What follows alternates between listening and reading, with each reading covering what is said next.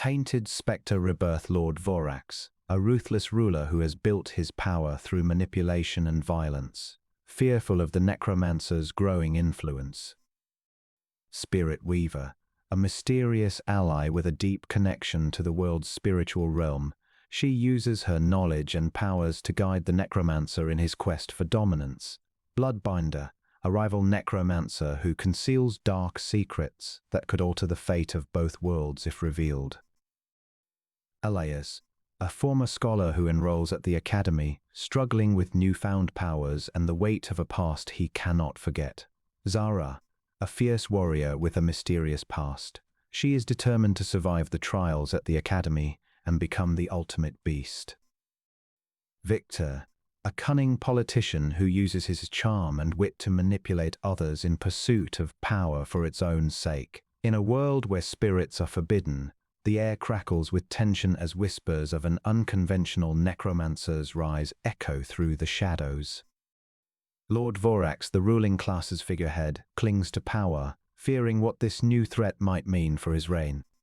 Meanwhile, a mysterious ally known only as Spirit Weaver offers her guidance and wisdom to the necromancer, helping him grow his spectral army in secret. Together, they plot their move against the oppressive ruling class. Across the land, a rival necromancer named Bloodbinder schemes with dark secret that could change everything. Unbeknownst to all, this secret is tied to the necromancer's own past and could alter the fate of both worlds if revealed. In a hidden academy, former scholar Elias grapples with his newfound powers as he becomes embroiled in a dangerous experiment aimed at transforming humanity into powerful beasts capable of surviving an impending apocalypse. Faced with challenges both physical and emotional, Elias struggles to adapt while carrying the weight of his past. Amidst the chaos, fierce warrior Zara seeks to survive the Academy's trials and become the ultimate beast.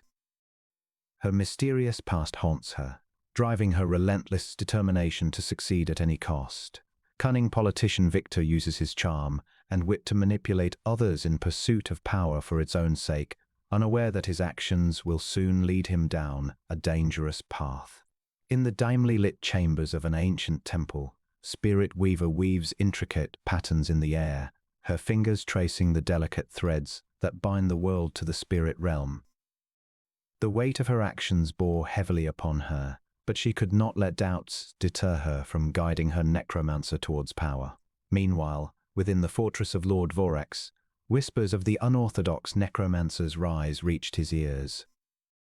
His grip on the land tightened as he ordered his most trusted advisors to seek out any information regarding this threat to his rule. In a hidden corner of the academy, Elias paced through the dimly lit halls. He could feel the transformative energy coursing through him, a constant reminder of his newfound powers and the weight of his past mistakes. As he passed by the door to the training yard, he hesitated, torn between facing the challenges ahead or succumbing to fear. In another corner of the academy, Zara stood at a hill overlooking the city. The sun began to set, casting long shadows across the landscape. She clutched her sword tightly, her eyes locked on the horizon as she prepared for what was to come. At the same time, within the depths of a dark forest, Bloodbinder's dark magic pulsed with energy. He knew that his secrets could change everything, but revealing them would put him at great risk. Instead, he focused on strengthening his own powers, plotting his next move to further his goals. Tainted-Specter-Rebirth, in the heart of an ancient temple, Spirit Weaver's ethereal form glows against the stone walls, guiding the necromancer through a series of cryptic rituals. His spectral army grows stronger as they absorb the energy from the temple's ancient artifacts. The necromancer senses that he is closer to merging his spectral forces with the living world, but the process strains him. Meanwhile, in Lord Vorax's fortress, the tyrant paces nervously around his throne room. His advisors gather, whispering their concerns about the mysterious necromancer and the growing unrest among the people. At the academy, Elias stumbles through the training yard, trying to control the primal instincts that surged within him during the transformation process. Zara approaches him, her eyes filled with curiosity and determination. She offers a hand, and together they navigate their shared uncertainty. In another corner of the academy, Victor plots to use this unrest for his own gain. He seeks allies among the students, eager to manipulate them into becoming pawns in his game of political power. High above the city, Bloodbinder watches from the shadows of a dark forest, contemplating the secrets he keeps hidden. His dark magic pulses with a sinister energy that could change everything if revealed. The necromancer stirred in the darkness, his body cold and brittle. His spirit surged through the air, taking the form of a spectral figure, its tendrils reaching out, feeling the world around him. He marveled at the sensation of his newfound power coursing through his veins. Meanwhile, Spirit Weaver stood up a hill overlooking the city, gazing at the lights below. Her heart heavy with worry, she knew that the necromancer's awakening would bring about great change for their world. She glanced towards an ancient temple hidden deep within the forest, sensing the energies of the ritual still lingering there. "He has done it," she murmured to herself, a wistful smile playing upon her lips. "But I fear this power will not be easy to control." In Lord Vorax's fortress, he sat brooding, his eyes fixed on the flickering torchlight. The necromancer's emergence had sent ripples of dread through him and his ruling class. He knew that their days were numbered if they did not act quickly to suppress this threat. "Prepare for battle," he growled, turning towards his advisors. "We must strike before the necromancer can gather an army." In the hidden corner of the academy, Elias and Zara sat side by side, their eyes closed as they struggled to calm their minds.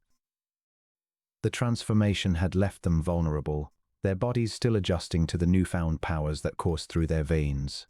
"What did we become?" Elias asked, his voice barely a whisper. Zara's eyes opened, and she turned towards him, a fierce determination burning in her gaze. "We are survivors," she replied, standing up, "and we will not let them break us." In another corner of the academy, Victor watched as students trained tirelessly under the watchful eye of their instructors. He smiled to himself, plotting his next move. Power was within reach, and he would do whatever it took to claim it for himself. "The necromancer's awakening has brought about chaos," he mused aloud to no one in particular. "But it also offers an opportunity." Bloodbinder stood in the shadows of a dark forest, his hands clenched into fists. A deep, primal fear gnawed at him as he sensed the necromancer's power growing stronger by the day. He knew that the secret he harbored could change everything, but revealing it would mean certain death.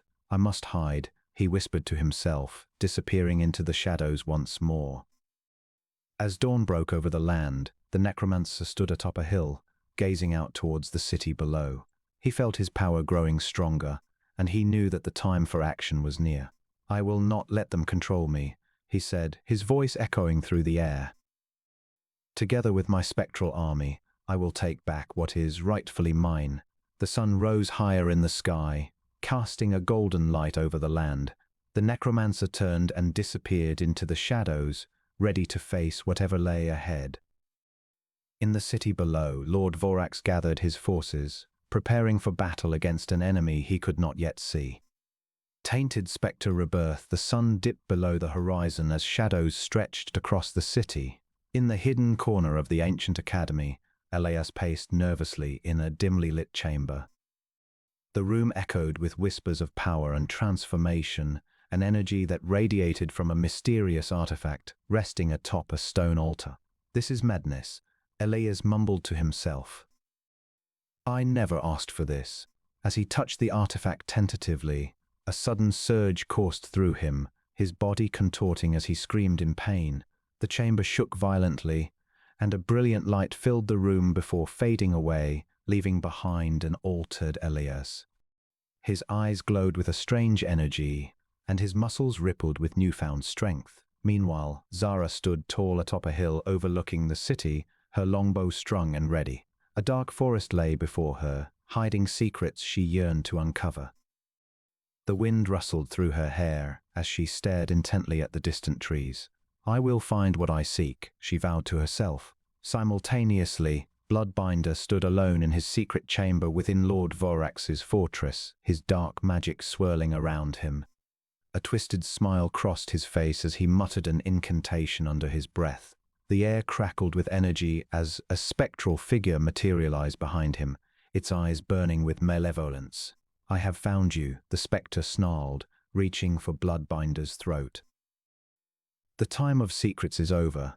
Bloodbinder fought back against the spectre's attack, his magic clashing with the spectral energy in a shower of sparks. As the battle raged on, he knew that this was only the beginning of their confrontation. In another part of the academy, Spirit Weaver stood before an ancient temple, his eyes closed as he channeled the power coursing through him. He sensed the transformation taking place within Elias and knew it was time to act. The necromancer's resurgence could not go unchecked. With a burst of energy, Spirit Weaver stepped into the temple, disappearing from view as he delved deeper within its depths. He knew that the time for subtleties had passed and that it was time to take action. The world would change, whether Lord Vorax liked it or not. And in the dark forest, Zara continued her search, her senses heightened by the transformation she underwent. As she ventured deeper, she stumbled upon something unexpected, an ancient temple hidden within the trees. Her heart raced as she approached, sensing the power that lay dormant inside. Little did she know that her actions would set in motion a chain of events that would shake the very foundations of the world. As the sun set on this fateful day, the stage was set for a conflict that had been brewing for centuries. The necromancer's awakening had only served to further divide those who sought power, as each side prepared for the inevitable battle ahead. Little did they know, however, that it was not just their world that hung in the balance, but also the spirit realm itself. A heavy mist clings to the air as the sun dips below the horizon, painting the sky with hues of orange and pink. In a hidden corner of the academy, Elias struggles to control his newfound abilities, his hands shaking uncontrollably as he attempts to form an ethereal barrier. Elias, Zara calls out, her voice stern yet comforting. "You must learn to control your powers or risk losing them." His eyes flash with determination as he focuses on the task at hand. With a deep breath, Elias exhales and concentrates, his body glowing faintly as energy crackles around him. The barrier forms slowly but steadily and Elias collapses to the ground, panting heavily. "You're making progress," Zara encourages him, offering a hand to help him up. Elias takes her hand, grateful for her support, and together they leave the training yard. As they make their way through the academy halls, a sense of unease settles over Elias. He can feel a presence nearby, watching him. "Zara," he whispers, his eyes scanning the shadows. "I think someone is following us." Her instincts kick in immediately as Zara draws her sword, moving silently towards the source of the disturbance. She finds Victor lurking in the darkness, a predatory smile playing upon his lips. "What are you doing here, Victor?" she demands. He leans casually against the wall, crossing his arms. "Just checking on my investments," he replies. "I've heard rumors about your transformation, Elias. I think it would be in everyone's best interest if we discussed a partnership." Zara narrows her eyes, skepticism etched upon her face. "You want me to join you?" Victor chuckles. "Of course not. I merely seek an advantage in this ever-changing world. I'll never ally myself with someone like you," she snarls, brandishing her sword. "And I suggest you leave before I make good on that promise." Ignoring her threat, Victor saunters away, his laughter echoing through the dark halls as he disappears around a corner. "Come," Zara says, offering Elias her hand once more. "We should return to our training." In another part of the academy, Bloodbinder stands atop a hill overlooking the city, a dark aura swirling around him as he mutters incantations under his breath. His eyes gleam with malevolent intent as he calls forth an army of spectral beings from the depths of the spirit world, each one more twisted and grotesque than the last. Suddenly, Spectre appears before him, her silhouette illuminating the night sky. Bloodbinder's dark eyes narrow in anger as he sneers at his rival. "You should have stayed dead," he snarls. But Spectre merely shakes her head, a sad smile on her lips. "Our fates are intertwined, Bloodbinder. Together or apart, our actions will shape the world. Air. Tainted-Specter-Rebirth. In a hidden corner of the ancient academy, Elias lies on the cold stone floor, his body trembling as he struggles to regain consciousness. Zara hovers over him, concern etched across her face. Elias, can you hear me? She asks gently, cupping his cheeks with her hands. Slowly, his eyes flutter open, revealing their luminescent glow. He groans and sits up, rubbing his temples. What happened? He mumbles weakly. Zara helps him to his feet, guiding him towards a dimly lit chamber nearby. You collapsed after forming the barrier, she explains, her voice despite the tension in her eyes. I think you should rest. Elias nods and sits on a stone bench, leaning his head back against the wall as exhaustion takes hold. He feels drained, both physically and emotionally. His transformation has brought more questions than answers, and he fears that something is wrong with him. As they sit in silence, Zara watches Elias carefully, her mind racing with thoughts. She could sense the presence of others lurking nearby, but she couldn't make out who it was. Something doesn't feel right, and she can't shake the feeling that danger is closing in on them. Meanwhile, in a dark forest deep within the academy grounds, Victor approaches a hidden temple, his heart pounding with excitement. He had followed Elias and Zara ever since they discovered the mysterious artifact, hoping to gain an advantage over them. As he enters the temple, he can feel the ancient energy coursing through him, whispering secrets that call to his darker nature. In another corner of the academy, Bloodbinder confronts Spectre in a dimly lit chamber. Why are you here? Bloodbinder demands, his voice cold and commanding. Spectre's spectral form floats before him, its features indistinct yet eerily familiar. We share a connection, it replies softly, one that binds us together whether we like it or not. Bloodbinder scoffs, his dark magic crackling around him. I have no need for you or your warnings, he spits, turning away from Spectre and disappearing into the shadows. On a hill overlooking the city, Lord Vorax stands with Spirit Weaver, watching as the necromancer's spectral army grows stronger with each passing day. It's only a matter of time before we face them, he says grimly. Are you ready? Spirit Weaver nods, her eyes filled with determination. I will do whatever it takes to ensure our victory.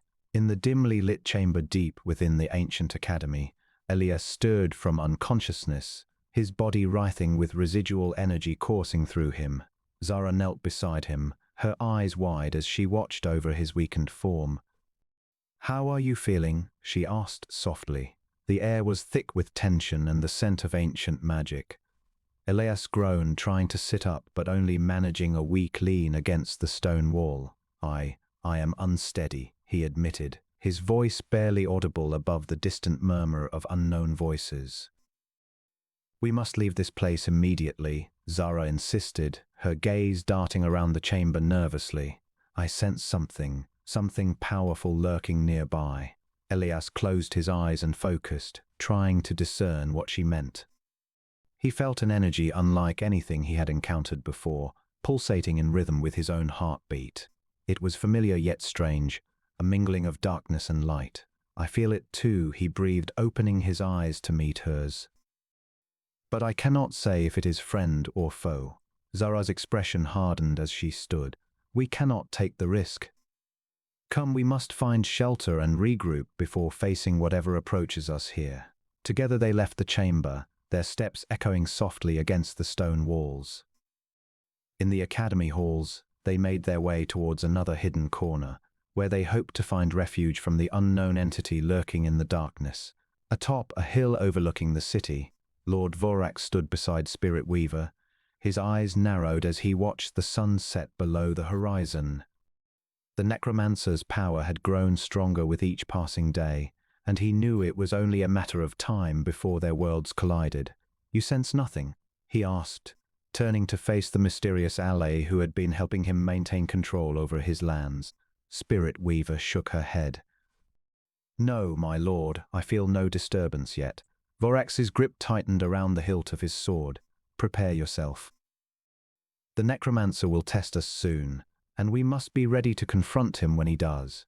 In another corner of the academy, Victor approached a dark forest, guided by whispers that called out to him, promising power beyond his wildest dreams. He felt the ancient energy coursing through him, filling him with an insatiable hunger for more. "I am ready," he whispered, stepping into the forest, eager to claim what was rightfully his. Deep within the academy grounds, Bloodbinder and Spectre faced off in a dimly lit chamber, their eyes locked in a struggle of wills. The air crackled with dark energy as they fought for control over unseen forces. "You seek to destroy me," Bloodbinder snarled, his voice laced with barely contained rage. Spectre's response was a smirk that never reached her eyes. "I am merely fulfilling my duty," she replied coolly. "Your actions threaten the balance of our world, and I cannot allow that to continue." With a sudden surge of power, Bloodbinder lunged at Spectre, his dark magic flaring around him. She met him with a swift counterattack, their energies clashing in an explosion of light and shadow.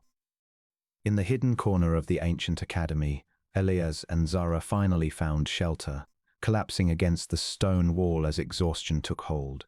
The air was thick with tension, but they knew they could not rest for long.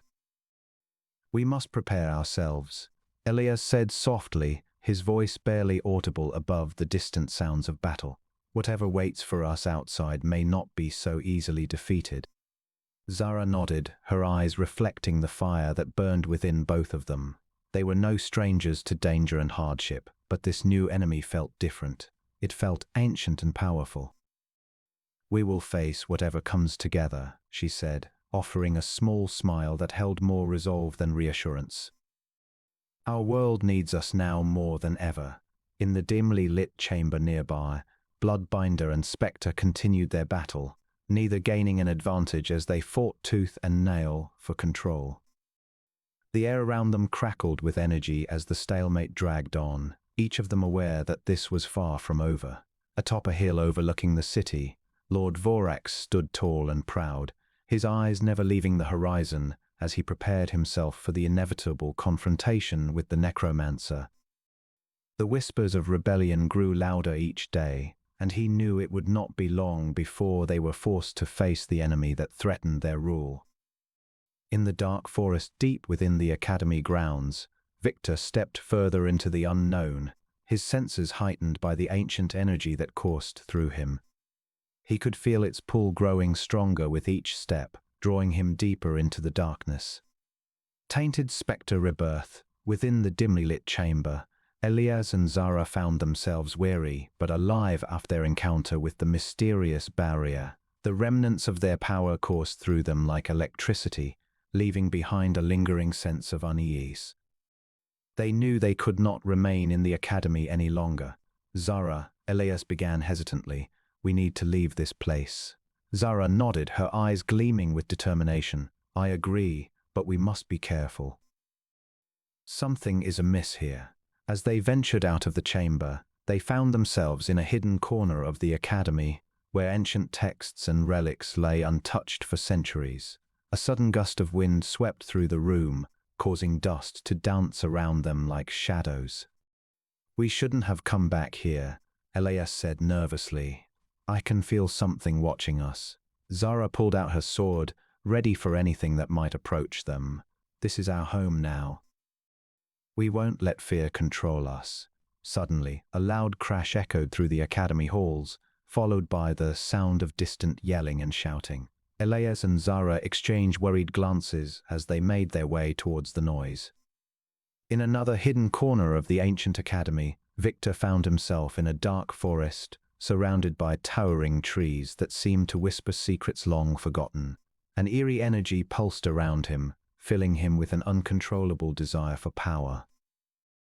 Victor's eyes glowed with an otherworldly light as he reached out towards the darkness, feeling the ancient energy surging through his veins. He could sense something watching him from the shadows, but it didn't matter. All that mattered was the power it offered. Meanwhile, in a dimly lit chamber nearby, Spirit Weaver watched Elias and Zara from the darkness. She had been waiting for them, seeking to understand the connection they shared with the mysterious artifact. As she observed their every move, she realized that they were far more than ordinary students. They held the power to change the course of history, and Spirit Weaver knew that she must guide them on their journey. But first, she had a task for Elias. The necromancer's army gathered atop a hill overlooking the city, preparing for battle against Lord Vorax and his forces. The spectre stood tall among them, radiating an air of authority and power that even the necromancer himself could not match. Lord Vorax stood on his own, surrounded by his loyal soldiers. His eyes scanned the horizon, searching for any sign of the necromancer's army. He knew he couldn't afford to lose this battle. The fate of the world depended upon it. As the spectre spoke words of encouragement to the undead warriors, the necromancer approached him, a determined look on his face. "I have sensed something powerful at work within the academy," he said, "something that could tip the balance in our favor." The spectre raised an eyebrow, intrigued by the necromancer's words. "Tell me more," he replied. Meanwhile, Bloodbinder and Spectre continued their battle deep within the academy grounds, each wielding powers beyond mortal comprehension. The ground shook beneath them as they clashed, leaving destruction in their wake. Their struggle threatened to tear apart not only the academy but also the very fabric of reality itself. Title: A New Dawn, Episode 10. The first step. As the sun rose, casting its warm light upon the desolate land, a figure emerged from the shadows. A spectral figure, clad in tattered robes, stood before the crumbling ruins of what was once a grand city. The necromancer known as Spectre, reborn from death, took a deep breath and surveyed his surroundings. Spectre, whispering to himself, "It's time. Time to begin my quest for power." He raised his hand, and a swirling vortex of spectral energy erupted from his palm. From the vortex, a skeletal warrior emerged, its eyes glowing with an eerie light. Spectre commanded the spectre, sending it forth to scout the area. "Spectre, go. Find us resources and allies." The spectre nodded and disappeared into the distance. Spectre turned his attention to the nearby ruins, sensing a strong magical presence within. He approached cautiously, his hand hovering over his staff, as he prepared for any potential threats. As he entered the ruins, he found himself in a vast chamber filled with ancient artifacts and magical relics. Among them was a large, ornate sarcophagus. Spectre's eyes widened as he approached it, sensing an immense amount of power contained within. "Spectre, this is what I need." He reached out and touched the sarcophagus, feeling a surge of energy coursing through him. A voice echoed from within the sarcophagus, challenging Spectre's claim. "Voice, you dare to take my power? You are not worthy." Spectre stood his ground, refusing to back down. He closed his eyes and focused, channeling all of his energy into a single spell. As the spectral energy swirled around him, he opened his eyes and spoke with conviction. "Spectre, I am Spectre, Necromancer reborn. I have come for your power to restore my world and challenge those who oppress us." The voice within the sarcophagus was silent for a moment before responding. "Voice, very well. If you can prove yourself worthy, I shall grant you my power." Spectre nodded, accepting the challenge. He began to recite an ancient spell, his voice echoing through the chamber as he channeled his energy into the sarcophagus. The air around him grew colder, and the room was filled with a sense of anticipation. Finally, with a mighty exhalation, Spectre completed the spell. A spectral hand emerged from the sarcophagus, grasping at Spectre's shoulder. He felt an immense surge of power coursing through him as he accepted the spectral energy into his body. "Spectre, I have done it. I am stronger." He opened his eyes to find that the spectre had returned, its eyes wide with excitement. It bowed before Spectre, recognizing the newfound power within him. "Spectre, we shall rebuild together." At Tainted-Specter-Rebirth, in a dimly lit chamber, Elias clenched his fists as he struggled to control the energy coursing through him. His eyes glowed with an otherworldly light, reflecting off the ancient texts and relics surrounding him. Zara stood nearby, her gaze focused intently on her new friend. Elias, she said, voice barely above a whisper. I've never seen anything like this before. Nor have I, Elias admitted, taking deep breaths to steady himself. It seems that the academy has much more than we initially thought. Suddenly they heard footsteps echoing through the halls, growing louder and closer. With a swift motion, Zara drew her sword, ready for battle. Elias closed his eyes and reached deep within himself. A burst of energy erupted from him, causing the walls to shake as he shifted into his new form. As a creature made of pure power and fury, Elias stood tall and proud. His eyes burned with an intensity that could incinerate anything in their path. Zara's jaw dropped, her eyes wide with fear and admiration. "What have you done?" she whispered. Before he could respond, a figure appeared at the entrance of the chamber. Victor stepped into the light, grinning ear to ear. "Ah, my dear friends," he said, striding forward. "I've been looking for you." Zara tensed, ready for confrontation. Elias, however, felt something different within him, a strange sense of familiarity with this cunning manipulator. He hesitated before speaking. "Victor," he said, "what brings you here?" "Why, to offer an alliance, of course," Victor replied, his voice dripping with charm. "I can see the potential in both of you, and I know that together we could achieve great things." Elias felt a part of him yearn for power, but he also sensed something else, a darker force lurking within Victor's heart. He narrowed his eyes, his newfound strength causing the air to crackle around them. "I think we can manage on our own," Elias said, his voice barely above a growl. "But if you insist on following us, I suggest you watch your step." Victor's smile never faltered as he stepped closer, his eyes locked onto Elias. "Of course, my dear friend," he said. "I wouldn't dream of causing you any trouble."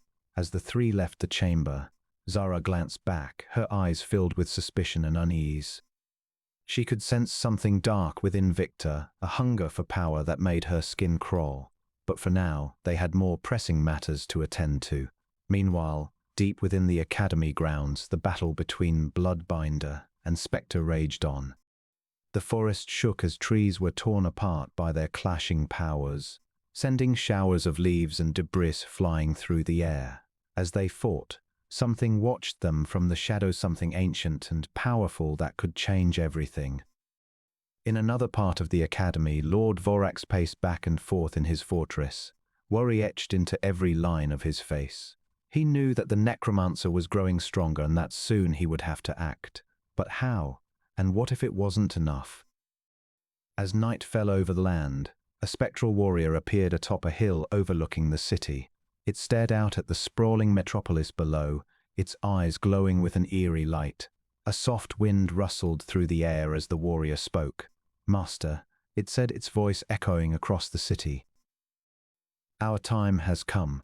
The necromancer stood before his spectral army, a small smile playing on his lips. He knew that this was just the beginning of their journey.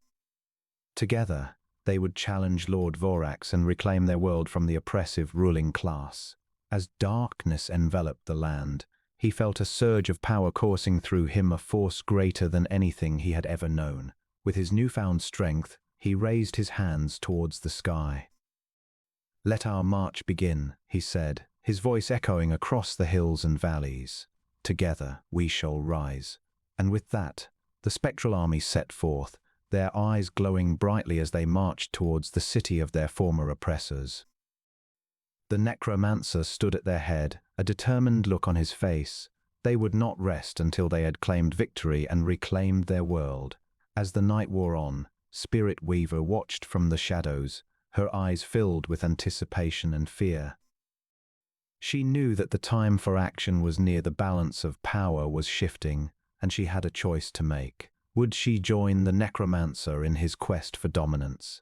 Or would she stand against him, risking everything to protect the world from the darkness that threatened to consume it? As the spectral army approached the city gates, Lord Vorax stood tall, his eyes narrowed as he stared out at the undead horde. He knew that this was the moment he had been waiting for, the moment when he would prove himself worthy of ruling over the land. With a deep breath, he raised his sword and charged towards the necromancer, ready to meet him in battle. The two clashed in an epic confrontation, their powers colliding as they fought for control of the land. Spectres and soldiers battled one another, their cries echoing through the streets. The city shook as buildings crumbled and fire raged, filling the air with smoke and chaos. As the battle raged on, Spirit Weaver made her decision. She knew she could not stand idly by any longer. She had to choose a side.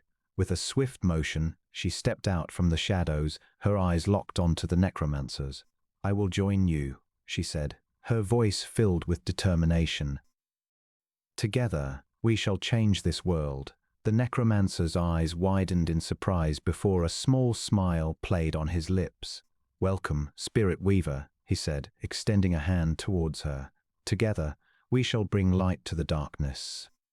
As they stood together, ready to face whatever came their way, something stirred deep within the academy, something ancient and powerful that could change everything. The necromancer felt a surge of power coursing through him as he sensed it growing stronger, drawing closer. He knew that this was just the beginning. Their journey had only just begun. As dawn broke over the land, the spectral army marched on, their eyes glowing brightly in the morning light. The necromancer stood at their head, a determined look on his face. Together, they would rise and challenge those who sought to keep them down.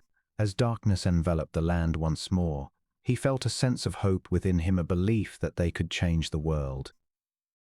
And so the stage was set for a battle unlike any other. As ancient forces clashed and alliances were tested, the necromancer stood ready to face whatever came his way, knowing that he had friends by his side, friends who would help him reclaim their world from the oppressive ruling class. As the sun rose over the city, Elias, Zara, Victor, and Spirit Weaver prepared for the battle ahead. They knew that they would have to fight to survive, but they were ready. Together, they had the power to change everything, to reclaim their world from the darkness that threatened to consume it. And as the necromancer marched on, his army growing stronger with each passing day, he felt a sense of purpose within him, a belief that they could bring light back to their darkened realm. The time for talk was over. It was time to act. Together, they would rise and challenge those who sought to keep them down. Together, they would reclaim their world from the oppressive ruling class. And together, they would bring hope to a land shrouded in darkness. As the necromancer stood atop a hill overlooking the city, he felt a sense of calm wash over him. He knew this was just the beginning. Their journey had only just begun. With determination in his heart and power coursing through his veins, he raised his hands towards the sky. The air was thick with tension as the necromancer's spectral army assembled upon a hill overlooking the city. The sun dipped below the horizon, casting an eerie glow upon the assembled horde of spirits and skeletal warriors.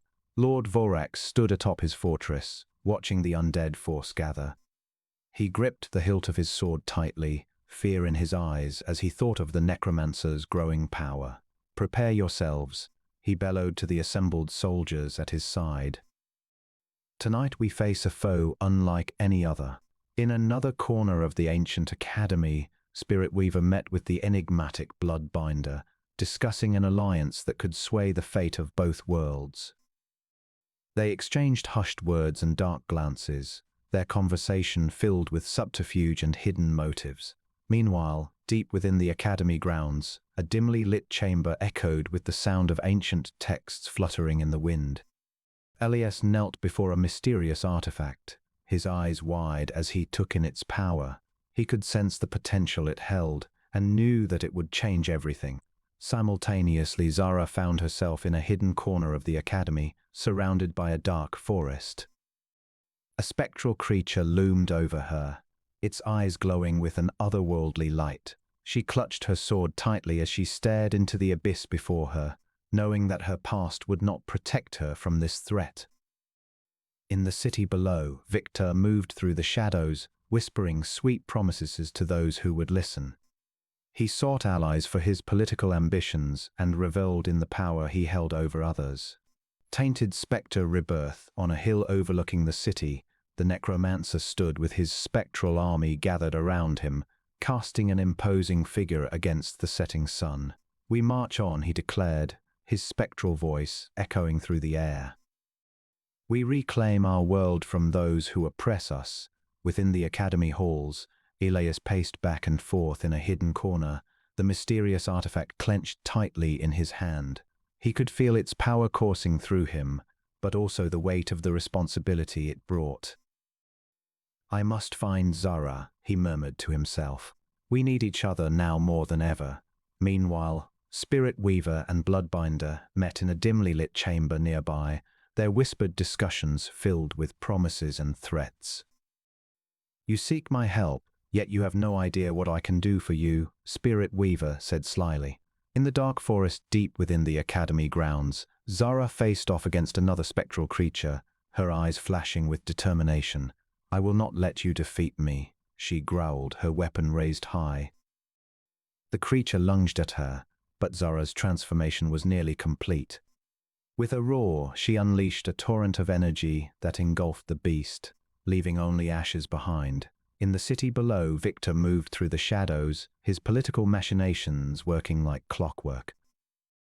He had found potential allies and was close to securing more power for himself, but he knew that true power lay in controlling both worlds. The necromancer must fall, he whispered to himself, his eyes gleaming with ambition. As the sun dipped below the horizon, the Academy's ancient texts and relics glowed with an eerie light, their secrets waiting to be uncovered, and somewhere deep within the Academy grounds, Bloodbinder and Spectre's battle raged on, shaking the very foundations of reality itself. In the dimly lit chamber nearby, Spirit Weaver watched as the necromancer's spectral army marched towards the city gates. He knew that this was only the beginning, but he also understood that there was no turning back now. As the darkness enveloped the land, he whispered a single word: chaos. The stage was set for a battle that would change everything, and all involved knew that their fates rested on the outcome. The necromancer's spectral army approached the city gates, ready to reclaim their world from the oppressors who held power over them. But they were not alone, for the shadows of those who sought to challenge them loomed in the distance. The sun set over the city, casting long, ominous shadows across Lord Vorax's fortress.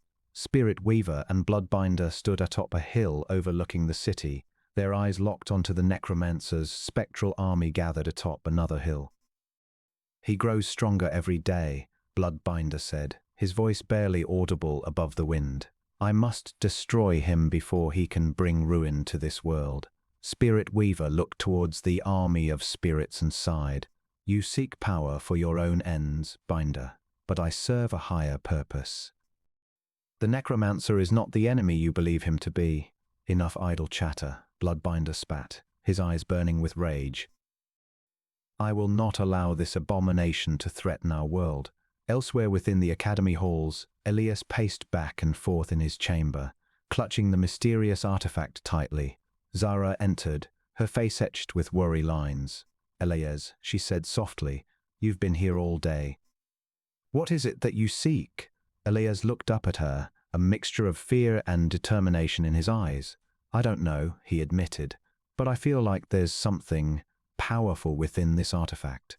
Zara frowned. "Be careful, Elias. Whatever it is, it seems dangerous." "I can't ignore it," Elias said, holding the artifact up to the light. "Something tells me that if we can unlock its secrets, it could change everything." As they spoke, a faint glow emanated from the artifact, drawing their attention to a hidden corner of the ancient academy. With a sense of urgency, Elias and Zara left the safety of their chambers and ventured deeper into the academy grounds. Tainted-Specter-Rebirth, the sun had set upon the city, casting an eerie glow over its stone walls as the necromancer's spectral army marched towards them. The people of the land huddled within their homes, their whispers of fear and desperation carried by the wind. Victor stood atop a hill overlooking the city, gazing down upon the scene with a sinister smile. He had seen the necromancer's army in motion, and he knew that this was his opportunity to seize power. If only he could convince Elias to join him, they would be unstoppable. In another corner of the academy, Elias sat alone, engrossed in study. He had been unable to shake off the haunting images from his encounter with the spectral creature. The memories of its warning echoed in his mind, and he couldn't help but feel that there was more to these secrets than met the eye. Meanwhile, Zara roamed the dimly lit chamber nearby, her gaze fixed upon a mysterious artifact that lay within.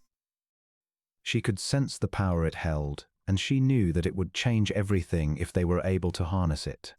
The question was whether they should use such power for their own survival or risk unleashing chaos upon the world. As the night grew darker, Spirit Weaver continued her battle against the necromancer's spectral army atop a hill overlooking the city. She had faced off against countless spirits, but this was different. This was personal. Her heart heavy with sorrow and determination, she fought on, knowing that if she failed, both worlds would fall into darkness. Lord Vorax stood within his fortress, trembling in fear as he watched the necromancer's spectral army draw ever closer. He had underestimated this foe, and now it seemed he was powerless to stop them. All he could do was pray that someone would rise up against this darkness before it was too late. Back within the academy, Elias and Zara discussed their options. They knew they couldn't sit idly by while the world crumbled around them, and so, with heavy hearts, they made a decision. Together, they ventured into the dark forest deep within the academy grounds, determined to uncover the secrets hidden there and change the course of destiny. As for Victor, he bided his time, waiting for the perfect moment to strike. He would use whatever means necessary to gain power, even if it meant betraying those closest to him. And deep within the academy, Spirit Weaver continued her battle against the necromancer's twisted spirits. Knowing that every minute brought them closer to destruction, the city buzzed with tension as the necromancer's spectral army gathered on a hill overlooking the metropolis. Lord Vorax paced nervously within his fortress, glancing at his advisors for any sign of reassurance. The sun dipped below the horizon, casting an eerie glow upon the city walls. In another corner of the ancient academy, Elias and Zara stood in a dimly lit chamber, their eyes fixed on ancient texts and relics. "I can't shake the feeling that we are being watched," Elias whispered, his voice echoing through the hallowed halls. Zara turned to him, her gaze cold and steady. "We must find this mysterious artifact before it falls into the wrong hands." Meanwhile, Spirit Weaver fought tirelessly against the necromancer's spirits in the darkness deep within the academy grounds. Her body ached from exertion, but she refused to give up ground. With each spirit vanquished, she felt a strange connection to her opponent, a bond that only grew stronger with every battle. Victor stood atop another hill overlooking the city, watching the necromancer's spectral army gather. He smiled as he plotted his move, knowing that this was the opportunity he had been waiting for. As Lord Vorax's most influential advisor, Victor would soon have the power to shape the future of their world. In a hidden corner of the ancient academy, Bloodbinder and Spectre faced each other in a battle for supremacy. Their magical energy crackled through the air as they clashed, their dark powers threatening to engulf everything around them. The outcome of this battle would determine the fate of both worlds. As darkness descended upon the city, whispers grew louder. The growing unrest among the people was palpable, and even Lord Vorax could feel it gnawing at him. He knew that something had to be done, but he wasn't sure what that something was. In the heart of the academy halls, Elias and Zara searched for the mysterious artifact, their every step filled with anticipation. Little did they know that the academy held more secrets than anyone could ever imagine. Tainted-Specter-Rebirth. In a dimly lit chamber deep within the academy grounds, Spectre faced off against Bloodbinder, her spectral blade clashing with his dark magic. The air crackled with electricity and malice, as both combatants pushed each other to their limits in a battle that echoed throughout the ancient halls. "You think you can defeat me?" Bloodbinder taunted, his voice dripping with contempt. I am the ultimate necromancer, one who has mastered the dark arts beyond your comprehension. Spectre responded with a fierce smile, her eyes glowing with determination. I will not let you destroy this world and corrupt what remains of our people's souls. I have been watching you for far too long, Bloodbinder, and I know your dark secret.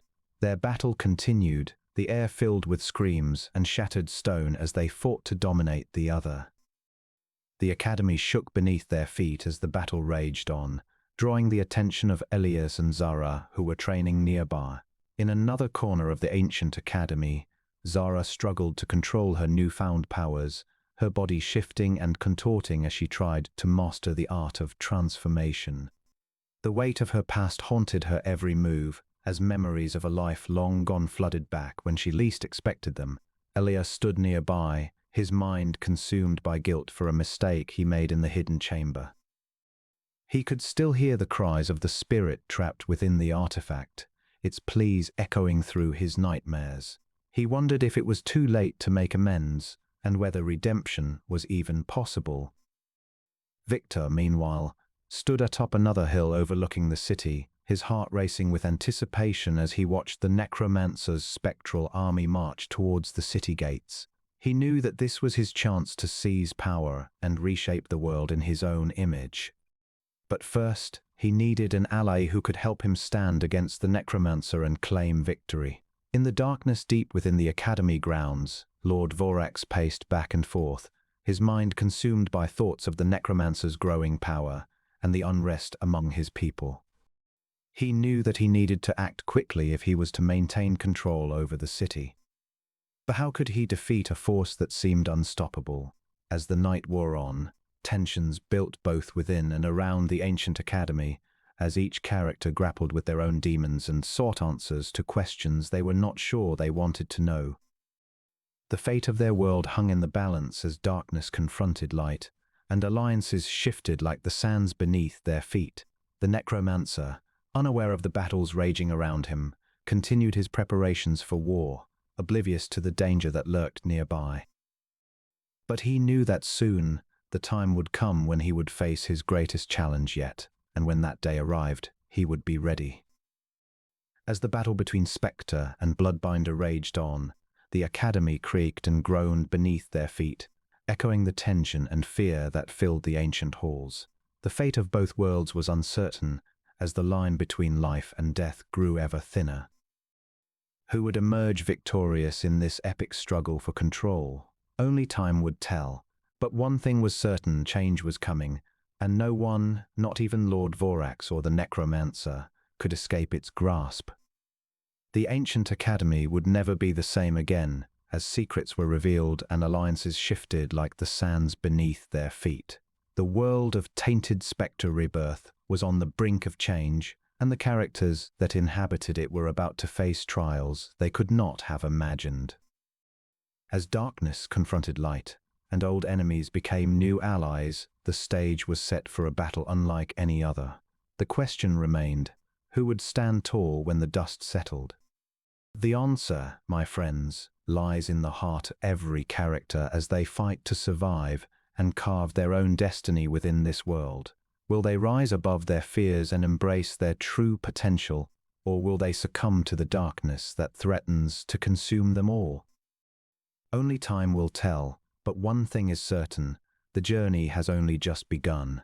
And so, as another day turned into night, the characters of Tainted-Specter-Rebirth continued to struggle and fight, each seeking their own path towards a better future.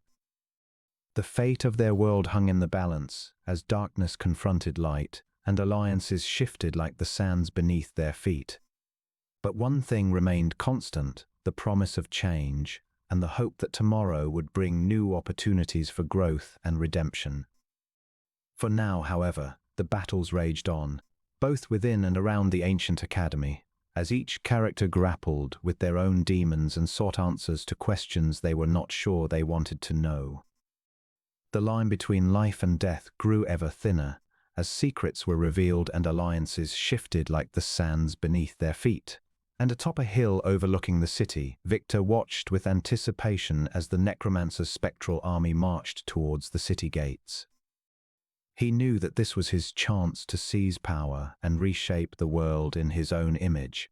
But first he needed an ally who could help him stand against the necromancer and claim victory. As darkness fell upon the land, the characters of Tainted-Specter-Rebirth continued to struggle and fight, each seeking their own path towards a better future. The fate of their world was uncertain, but one thing was certain: change was coming, and no one would remain unscathed. The question remained: who would emerge victorious in this epic struggle for control? Only time would tell. But one thing was clear: the journey had only just begun. The necromancer's spectral army stood up a hill overlooking the city. Its presence felt like a looming shadow on the horizon. Lord Vorax paced restlessly in his fortress, clutching a letter from Spirit Weaver that spoke of the danger approaching. The blood-red seal confirmed it was genuine. The necromancer's spectral army had grown stronger since their last encounter. Meanwhile, deep within the academy grounds, Zara and Elias ventured into another hidden corner, seeking answers to the mysterious artifact's powers. As they delved deeper, a strange presence watched them from the shadows. Simultaneously, Victor stood atop another hill overlooking the city, plotting his next move in this growing power struggle. He had heard whispers of Bloodbinder and specters battle deep within the academy grounds, and knew he must act quickly to secure an advantage for himself.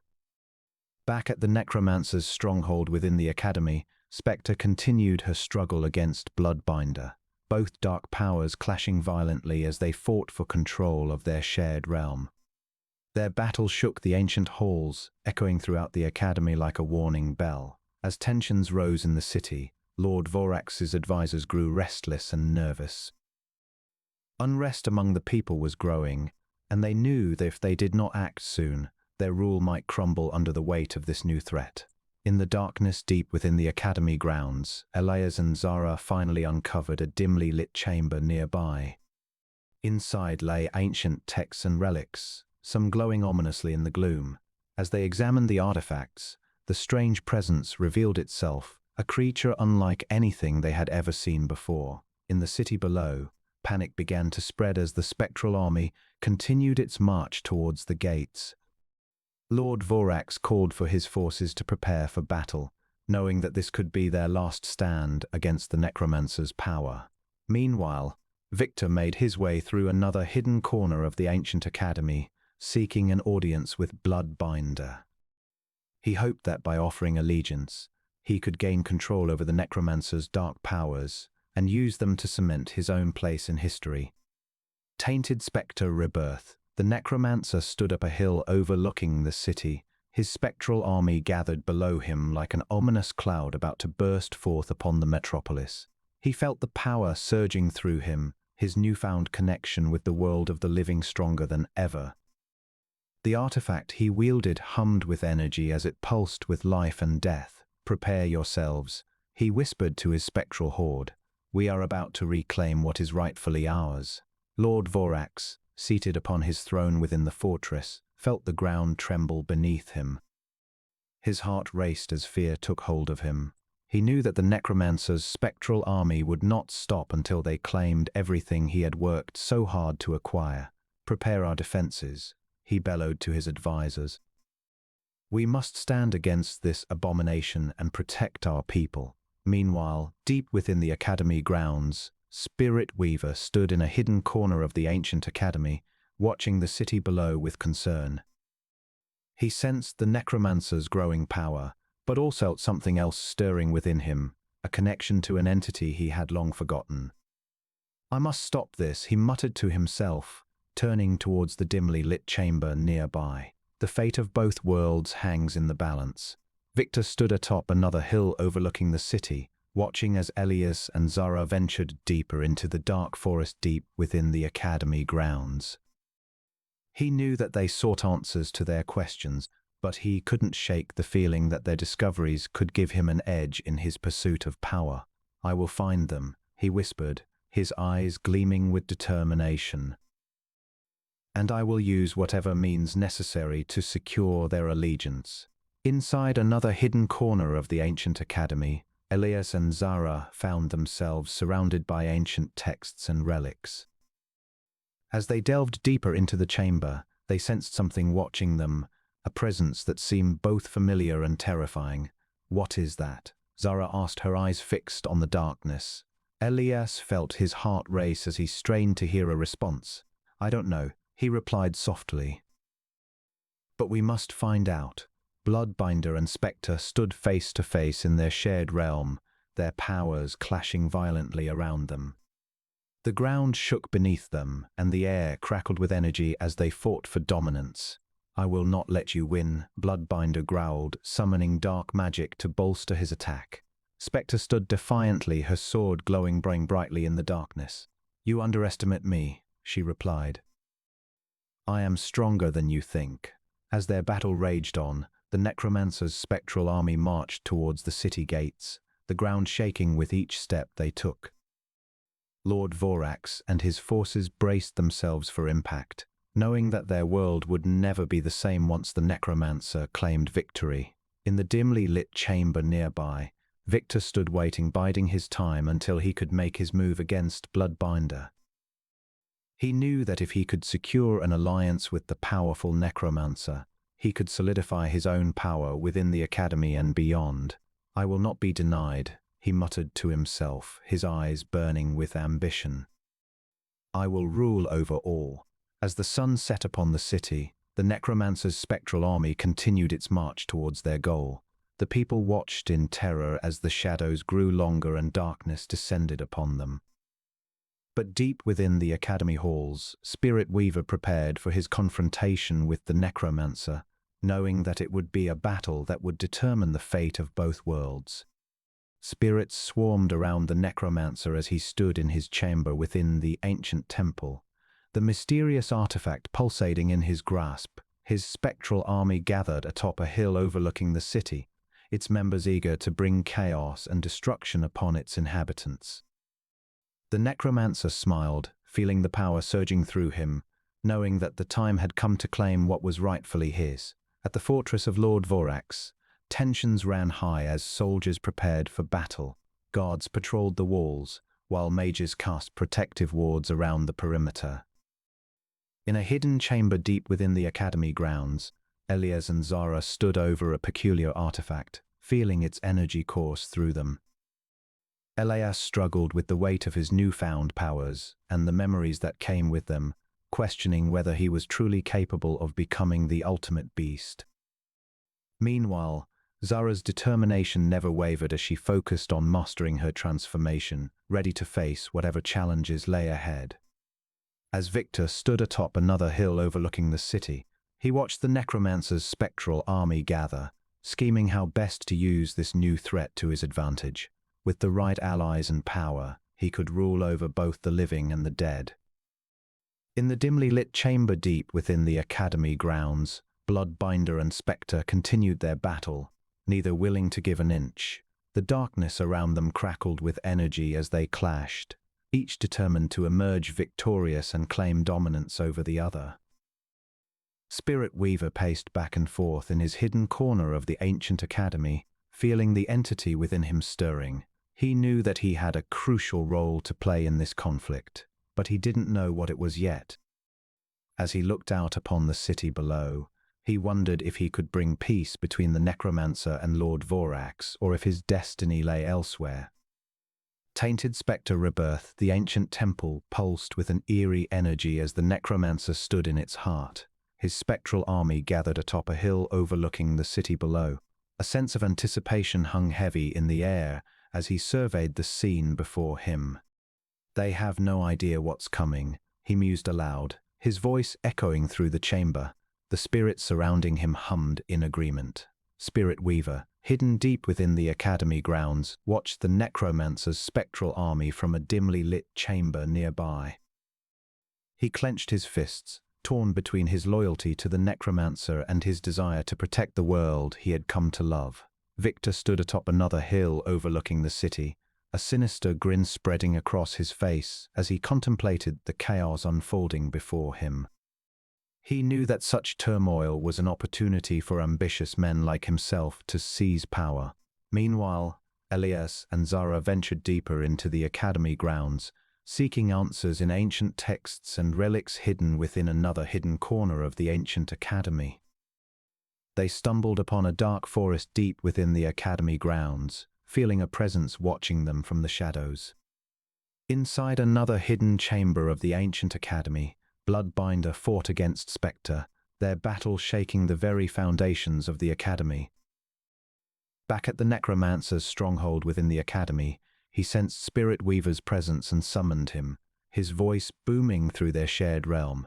"You cannot abandon me now," he said, his eyes burning with determination. Spirit Weaver hesitated, but then nodded, realizing that he could not turn away from the necromancer after everything they had been through together.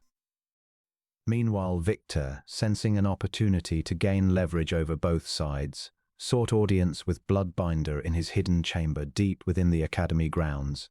The necromancer's spectral army marched towards the city gates as Lord Vorax prepared his forces to meet them head-on. The air was thick with tension as both sides braced for battle. In the dimly lit chamber, Elias and Zara felt the presence in the dark forest growing stronger. They knew that they would have to confront it soon if they hoped to survive the Academy's trials and become the ultimate beasts. Victor arrived at Bloodbinder's hidden chamber, his cunning mind already plotting ways to use the necromancer's power for his own gain. Little did he know that his actions would have consequences far beyond what he could ever imagine. Within the academy grounds, Elias and Zara stood guard near a dimly lit chamber deep within the academy. The air was thick with tension as they waited for their next encounter with whatever stalked them in the dark forest. Meanwhile, Victor stood atop another hill overlooking the city, his eyes scanning the horizon for any sign of movement or trouble. He had been seeking allies among the powerful figures of the land, knowing that a united front would be necessary to challenge the necromancer's growing influence. Inside the academy halls, Bloodbinder and Spectre faced off in an intense battle deep within the academy grounds, their dark magic clashing amidst ancient texts and relics strewn about. The outcome of this conflict would have far-reaching consequences for both worlds. The necromancer's chamber echoed with whispers as he studied ancient tomes filled with secrets that could strengthen his spectral army. He was growing desperate, knowing that time was running out before Lord Vorax's forces descended upon him. In a hidden corner of the academy, Spirit Weaver pondered her allegiance to the necromancer. She had always believed in his cause, but now she wondered if he was truly the savior the world needed or just another tyrant seeking power for its own sake. Atop a hill overlooking the city, the necromancer's spectral army gathered, their ethereal forms gleaming against the setting sun. Lord Vorax stood atop his fortress, watching them with a mixture of fear and determination in his eyes. He knew that he must act soon or risk losing everything he had spent his life building. Tainted-Specter-Rebirth, the air thickened with tension as the spectral army gathered on a hill overlooking the city, their ethereal forms shifting restlessly beneath the moon's cold gaze. Lord Vorax stood within his fortress, a stone's throw away, scrutinizing the scene through a telescope. His heart raced in his chest, his mind swirling with thoughts of the necromancer's power and the impending doom it represented for his rule. Meanwhile, deep within the academy, Bloodbinder fought Spectre in a hidden chamber. The two rivals exchanged blows, their dark magic erupting around them, causing ancient texts and relics to crackle and crumble beneath their power. Each blow struck felt like an echo of a distant war, a reminder of the terrible power they both wielded. Simultaneously, Elias and Zara stood guard near another dimly lit chamber deep within the academy grounds, their eyes scanning the dark forest for any movement. They had encountered something watching them before, something that seemed to blend into the shadows.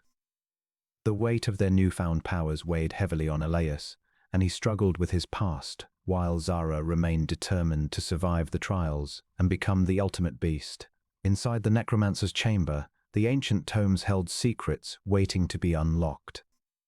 He studied them intently, aware of Lord Vorax's impending attack, but also of Spirit Weaver's uncertainty regarding his intentions. The necromancer felt a surge of frustration as he questioned her allegiance. The balance of power was shifting, and the future hung in the balance. Victor stood atop another hill overlooking the city, scanning the horizon for allies who could help him challenge the necromancer's influence. He had learned of Bloodbinder's dark secret, a revelation that could change the fate of both worlds. The cunning politician weighed his options, unsure if he should approach Bloodbinder or continue seeking power through other means. The necromancer stood before his spectral army, feeling the weight of their expectations and the responsibility that came with harnessing such power. The ghostly form stirred restlessly, eager to challenge Lord Vorax's rule. Spirit Weaver's mysterious gaze never left the necromancer, her intentions unreadable. "Tonight we stand on the precipice of change," he declared, his voice echoing across the hill. "As a remnant of this dying world, I shall challenge the oppressive ruling class and reshape our reality." The spectral army roared in agreement, their spectral forms rippling with anticipation. The necromancer closed his eyes, feeling the connection between himself and his spectral minions. He could feel their emotions, their thoughts, and their desires. It was a bond that bound them together, but also one that made him question the cost of his power. Meanwhile, in another corner of the ancient academy, Zara trained relentlessly with her weapons, pushing herself to the limit as she prepared for the trials ahead. Her past haunted her, and she could not shake the feeling that there was more to this academy than met the eye.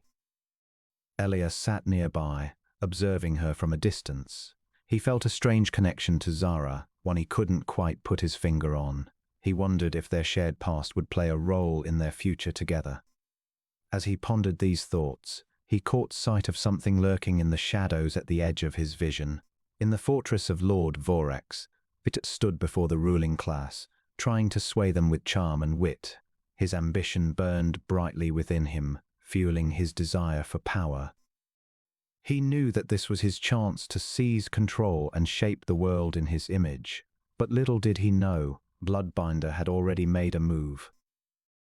A hidden battle raged deep within the academy grounds as Spectre fought against Bloodbinder's dark magic, trying to protect the academy from the rival necromancer's destructive power. Each blow they exchanged threatened to tear the academy apart, causing chaos and destruction in their wake. As the night wore on, the tension between the opposing forces grew. The necromancer felt it in his spectral army, Lord Vorax sensed it within his fortress walls, and Zara knew it deep within her bones. The time for talk was over. The battle for control of their world would soon commence. But unseen forces were at work, lurking in the shadows, watching and waiting. And as the necromancer prepared to lead his spectral army into battle, he couldn't shake the feeling that something far more sinister than Lord Vorax was pulling the strings behind the scenes. Tainted-Specter-Rebirth, as the necromancer prepared to lead his spectral army against Lord Vorax's fortress, he felt a sudden presence nearby. It was Spirit Weaver, materializing in his chamber. "I have been tracking you, necromancer," Spirit Weaver said, her voice barely above a whisper. "The fate of our world rests on your shoulders." "Yes," the necromancer agreed, "but I cannot do this alone. You must help me." Spirit Weaver hesitated, then nodded. "I will aid you in one condition. I require more power from the artifact." The necromancer handed the mysterious artifact to her.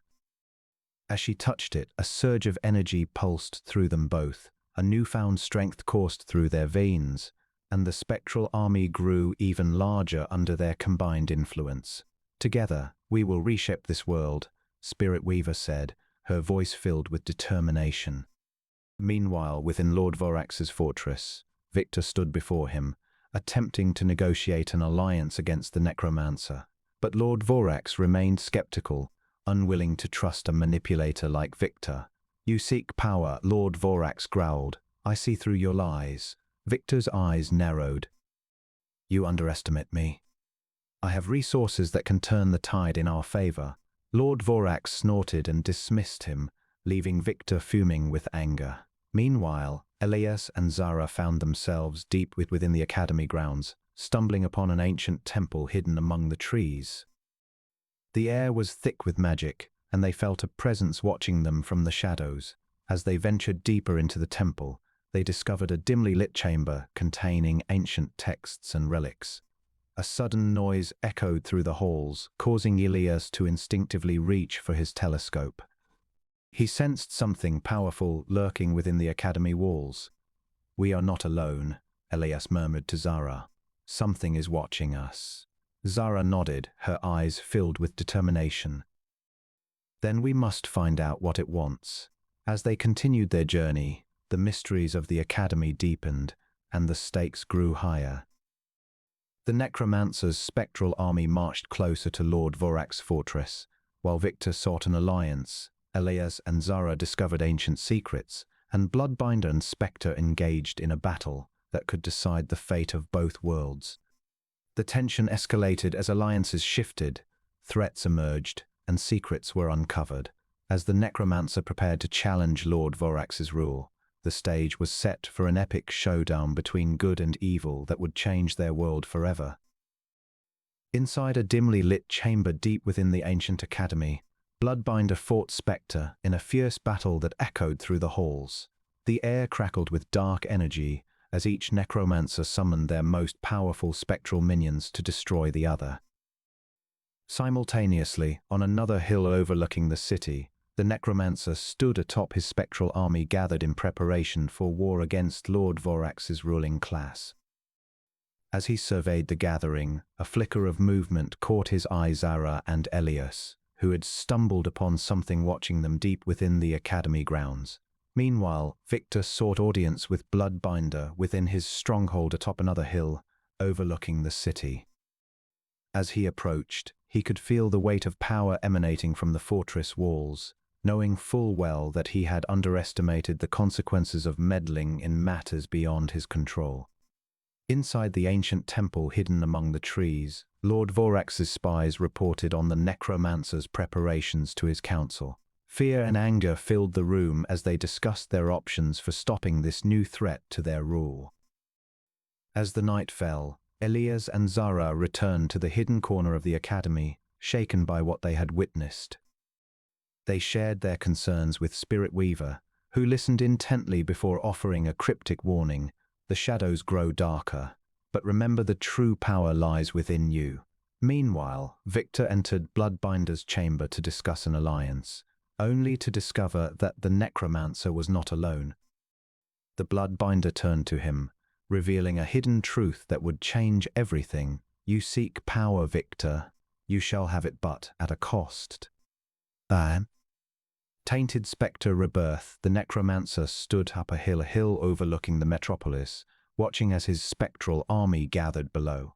The sight of thousands of ghostly figures filled him with pride and determination. Spirit Weaver joined him, her eyes glowing with anticipation. "We've come so far," she said, "and now we're on the brink of victory." The necromancer nodded, his gaze never leaving the city below. "I won't rest until I've toppled Lord Vorak and his ruling class." "But what of Bloodbinder?" Spirit Weaver asked, concern etched across her face. His dark magic could tip the scales in their favor. The necromancer turned to look at her, his eyes narrowing. "I have a plan for him," he said cryptically. Down below, Victor stood atop another hill overlooking the city. He'd spent weeks trying to gather allies and build support among the ruling class, but progress was slow. Sighing heavily, he decided it was time to take matters into his own hands. He reached for the telescope hanging around his neck, focusing on the necromancer's stronghold within the academy grounds. A flicker of movement caught his eye, and he quickly adjusted the lens. There, deep within the academy, a dimly lit chamber pulsed with dark energy. "Bloodbinder," he whispered, his heart pounding in anticipation. "I've found you." Meanwhile, Elias wandered through another corner of the ancient academy, trying to come to terms with his transformation. His newfound powers were a double-edged sword, giving him immense strength but also filling him with fear and uncertainty. As he made his way down a dimly lit corridor, he heard whispers echoing off the walls. He followed them, thinking it might be Zara or another student. But as he entered the chamber, he found himself face to face with something far more terrifying. A figure stood atop a pedestal, its eyes glowing red. It was unlike anything Elias had ever seen before. He backed away slowly, his heart racing. "Who are you?" he stammered, trying to keep his fear in check. The figure spoke, its voice cold and emotionless. "I am a guardian of the academy," it said. "You should leave." Elias nodded, backing away as quickly as he could. He knew he wasn't ready to face whatever that creature was. As he ran through the academy halls, he couldn't shake the feeling that something was watching him, waiting for an opportunity to strike. Back atop the hill, Bloodbinder sensed Victor's presence and felt a familiar twinge of fear. He knew the politician well, having dealt with him before. But this time, things were different. Bloodbinder was vulnerable, his dark magic weakened by recent events within the academy grounds. As the two locked eyes through the telescope, Victor felt a surge of power course through him. He knew he had an opportunity to gain an advantage over Bloodbinder and secure his own position among the ruling class.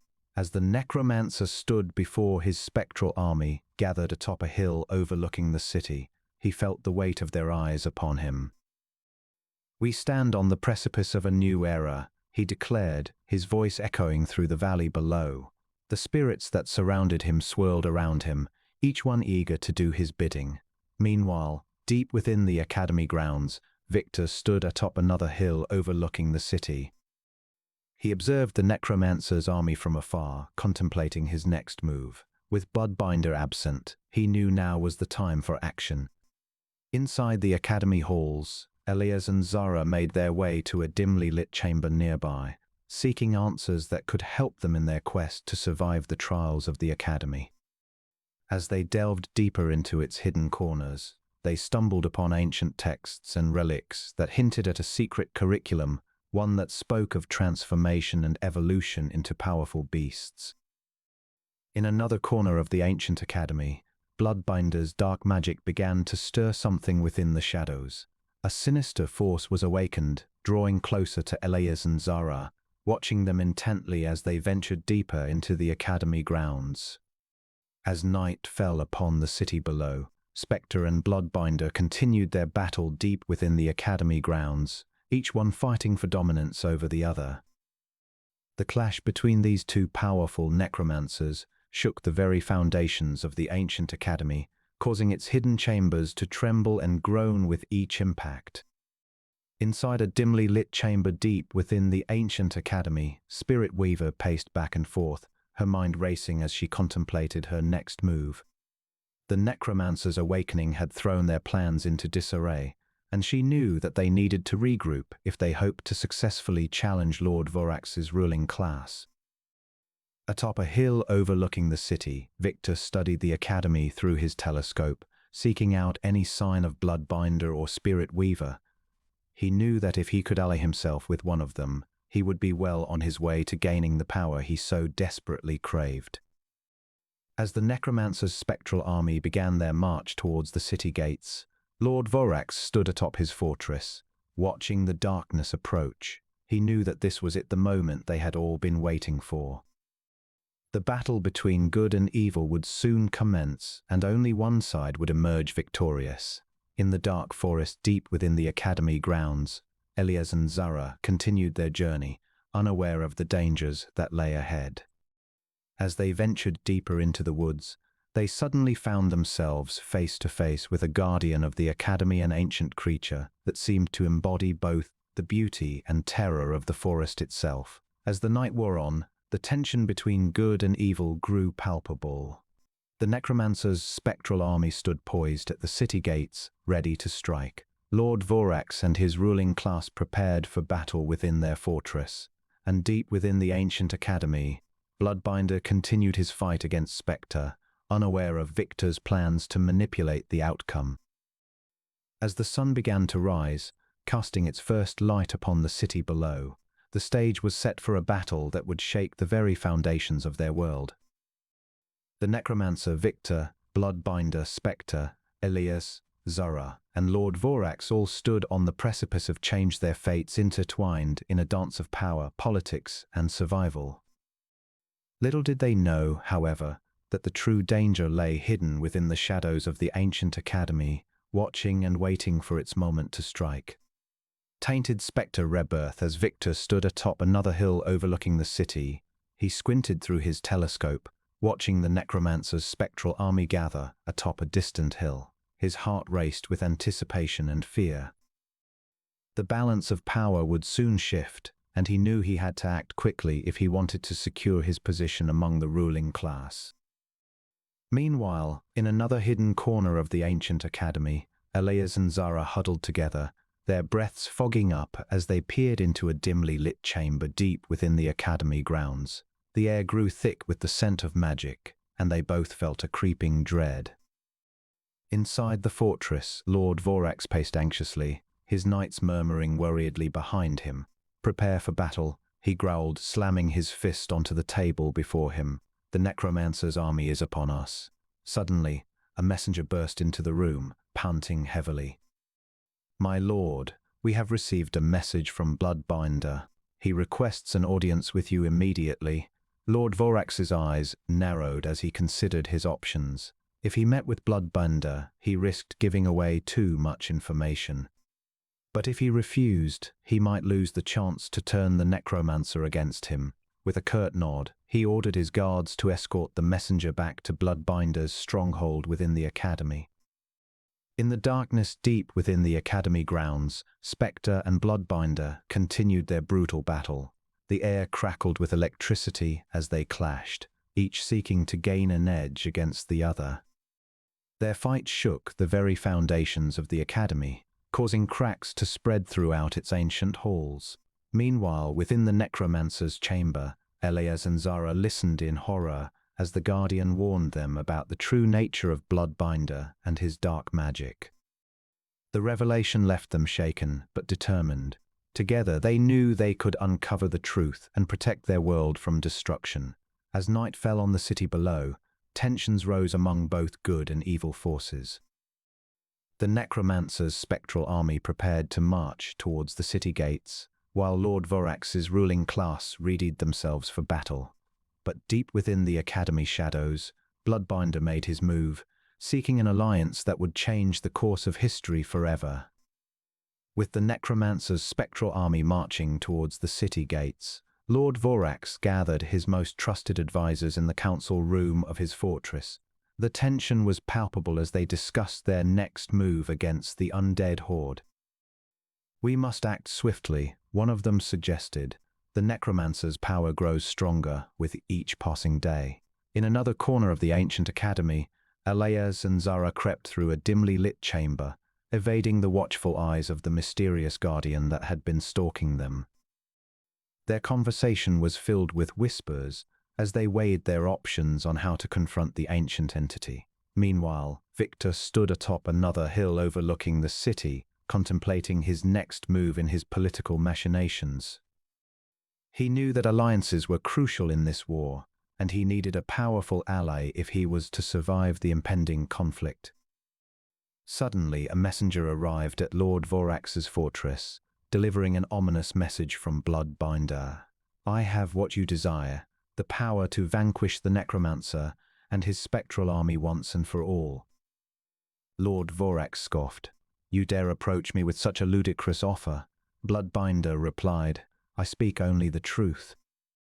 I have learned the necromancer's weakness, and I am willing to share this knowledge if you pledge your allegiance to me." Lord Vorax hesitated, torn between his fear of Bloodbinder's dark magic and the need to protect his people from the necromancer's army.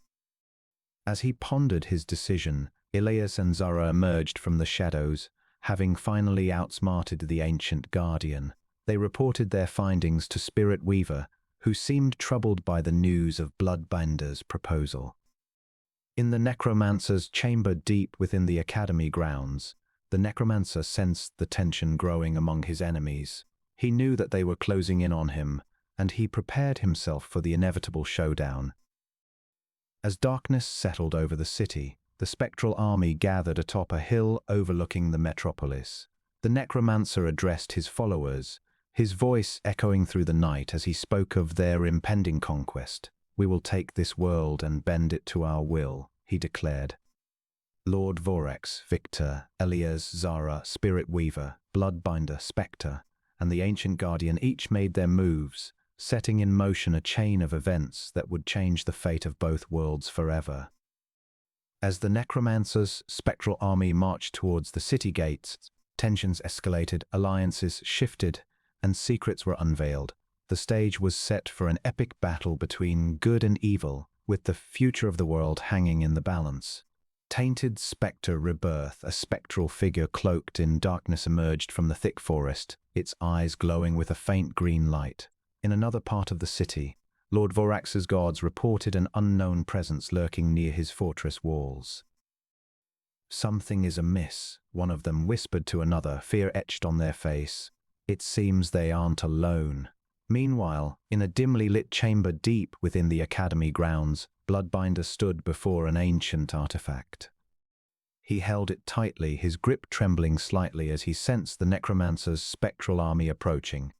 "The time has come," he murmured to himself. "I must act now." In another chamber nearby, Elias stared at the telescope in front of him, his eyes wide with a mix of awe and fear. He had just witnessed something incredible, a guardian appearing out of thin air, protecting the academy from an unknown threat. "What have I become?" he whispered, tears streaming down his face. "And what will I become if this power consumes me?" Zara stood atop a hill overlooking the city, her sword held tightly in her hands. She knew that change was coming, and she would be ready for it. "I won't let anyone take what is mine," she growled, determination in her voice. "Not Bloodbinder, not Spectre, and especially not this necromancer." Victor stood atop another hill overlooking the city, his eyes scanning the horizon for any sign of the necromancer's spectral army. He was confident that he could use this chaos to his advantage, but he knew better than to underestimate his opponents. "It's time to make my move," he whispered, a wicked smile playing on his lips. "I will be the one who stands above them all." In the dimly lit chamber deep within the ancient academy, Bloodbinder paced back and forth, muttering incantations as he prepared for the impending battle against his rival Spectre. The air crackled with energy, and shadows danced upon the walls. Meanwhile, Elias and Zara were on a hill overlooking the city, gazing out at the metropolis below. They sensed something watching them, but couldn't quite make it out in the gloom. In another corner of the academy grounds, Victor stood atop another hill, his telescope trained on the necromancer's spectral army gathered atop a nearby hill. He contemplated his next move, eager to secure an alliance with the powerful necromancer to gain political leverage over Lord Vorax. Back within the academy halls, the council room echoed with hushed whispers as they debated the necromancer's threat. The ruling class knew they had to act swiftly or face certain doom.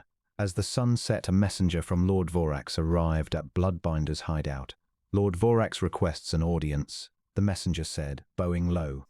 Bloodbinder's eyes gleamed with malice as he considered the offer. Could this be his chance to turn the tides in his favor? Simultaneously, the necromancer stood within his chamber deep within the academy grounds, meditating on the power that coursed through him. He felt an ancient presence stirring within him, a force that could change the fate of both worlds forever. Tainted-Specter-Rebirth. In the hidden corner of the ancient academy, Bloodbinder and Spectre engaged in an intense battle deep within the academy grounds, their powers clashing violently as they struggled for supremacy. The air crackled with energy, and the trees trembled beneath their feet. Their struggle echoed throughout the dark forest deep within the academy grounds, reaching even the city below. Simultaneously, Victor stood atop another hill overlooking the metropolis, his telescope trained on the academy grounds where the battle raged. His eyes narrowed as he watched the two necromancers fight, his mind racing with thoughts of power and control. He knew that whoever emerged victorious would pose a significant threat to Lord Vorax's rule, and he intended to use this opportunity to his advantage. Meanwhile, Elias sat in a dimly lit chamber deep within the academy grounds, his hands trembling as he studied ancient texts and relics. The weight of his newfound powers and the weight of his past weighed heavily on him, causing him to question whether he could truly survive the trials ahead. Inside another hidden corner of the ancient academy, the necromancer meditated, sensing the growing unrest among the people and the political intrigue swirling around him. He knew that this was his opportunity to challenge Lord Vorax's rule and reshape the world according to his will. As night fell, the necromancer rose from his meditation, a newfound power surging through him. His spectral army gathered atop a hill overlooking the city, their spirits pulsing with energy as they awaited his command. The necromancer looked out upon the metropolis, his eyes glinting with determination and ambition. Lord Vorax's messenger arrived at the council room of his fortress, hastily relaying the news of Bloodbinder and Spectre's battle and the necromancer's spectral army's presence within the academy grounds. The ruling class debated their response, the tension palpable in the air as they weighed their options. In a dimly lit chamber nearby, Elias heard whispers of the necromancer and his spectral army from a distance. He felt a sense of unease creeping over him, knowing that he would have to confront this new threat soon. As the night wore on, he resolved to seek out the ancient guardian hidden deep within the academy grounds for guidance and support in the coming days. In the darkness deep within the academy grounds, Bloodbinder's power began to wane, sensing Spectre's growing advantage. Desperate to turn the tide, he summoned a dark magic that could change the fate of both worlds forever. The necromancer watched as his spectral army approached the city gates, sensing the fear and tension within Lord Vorax's ruling class. He knew that this was just the beginning, and he would stop at nothing to claim dominance over the land. As the night deepened, the academy pulsed with energy, its ancient walls shaking as though anticipating the chaos to come. The people of the metropolis below huddled in their homes, awaiting the outcome of this cataclysmic battle between the necromancers and Lord Vorax's ruling class. The sun sets over the city, casting long shadows across its sprawling streets. In Lord Vorax's fortress, the ruling class gathered around a table, their expressions tense and worried. The necromancer's spectral army had been sighted marching towards the city gates, and tensions were running high. "We must prepare for battle," one of them said, their voice trembling slightly. "The necromancer cannot be allowed to enter our city." Lord Vorax stood atop a hill overlooking the metropolis. His eyes narrowed as he gazed upon the spectral army gathered atop another hill nearby. He could feel the power emanating from them, and it made his heart race with fear. The necromancer was growing stronger every day, and soon he would be unstoppable. Meanwhile, in a hidden corner of the ancient academy, Elias stood before an ancient text and relic, his mind racing with thoughts. He had discovered something incredible during his studies, a mysterious artifact that could help him unlock the full potential of his powers, but he was unsure if he should use it, for fear of what it might do to him. Zara, who stood nearby, watched Elias intently. She had a feeling that whatever he held in his hands would change everything, not just for them, but for the entire world. In another hidden corner of the academy grounds, Bloodbinder and Spectre continued their battle, their magical energies clashing violently in a dimly lit chamber deep within the ancient academy. The darkness seemed to pulse around them as they fought, each trying to gain an advantage over the other. Victor stood atop another hill overlooking the city, his eyes scanning the horizon for any sign of Bloodbinder or Spectre's victory. He knew that whoever emerged victorious would become a powerful ally, one he could use to further his own political ambitions. As night fell over the academy grounds, the necromancer meditated within his hidden chamber deep within the academy. He felt the power growing stronger within him, and he knew that soon he would be ready to challenge Lord Vorax and his ruling class. But little did he know, an ancient guardian was watching him, waiting for the perfect moment to intervene. Inside the council room of his fortress, Lord Vorax paced back and forth, his thoughts consumed by the necromancer and his spectral army. He had sent a messenger to ask Bloodbinder for assistance, hoping that together they could defeat this threat before it was too late. But he knew that even with Bloodbinder's help, the odds were stacked against them. The sun began to rise over the city, casting light upon the spectral army gathered atop the hill. Lord Vorax watched as they prepared for battle, his heart heavy with dread.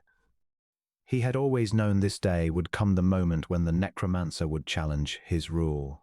And now that it was here, he wasn't sure if he was ready to face it.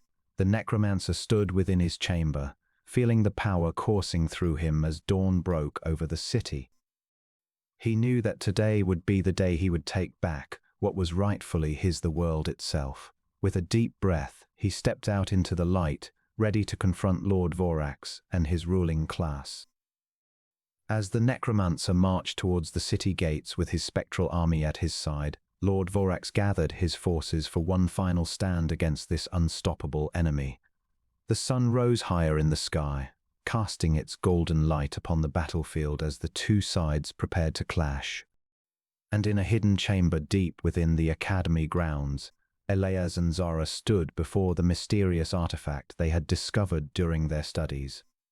They knew that whatever lay inside could change everything, but they also knew the risks involved. As the first notes of battle rang out across the city, they made their decision. Tainted-Specter-Rebirth. Lord Vorax's eyes narrowed, staring at the horizon where the necromancer's spectral army gathered atop a hill overlooking the metropolis. They will not stop until they have conquered us all, he growled to his advisors in the council room of his fortress. Meanwhile, deep within the academy grounds, Elias and Zara stood in another dimly lit chamber, holding a mysterious artifact they discovered. Elias clenched it tightly, feeling its pulsating energy coursing through his veins. "We have to do this," he muttered, glancing at Zara, who nodded resolutely. In their shared realm, Spectre and Bloodbinder continued their battle deep within the academy grounds, oblivious to the growing tension outside. The necromancer meditated on his newfound powers, unaware of an ancient guardian watching him from the shadows. Victor stood atop another hill overlooking the city, a telescope in hand, observing every movement within the academy grounds and the spectral armies gathering. His eyes gleamed with ambition as he plotted his next move. As dawn broke, the necromancer descended from the hill and marched towards the city gates, ready to challenge Lord Vorax and his forces. The people watched in fear, waiting for their fate to be decided. In another corner of the academy grounds, Elias and Zara made their way towards a hidden chamber, determined to unlock their full potential with the mysterious artifact. Inside the fortress, Bloodbinder received a message from Victor, requesting an audience.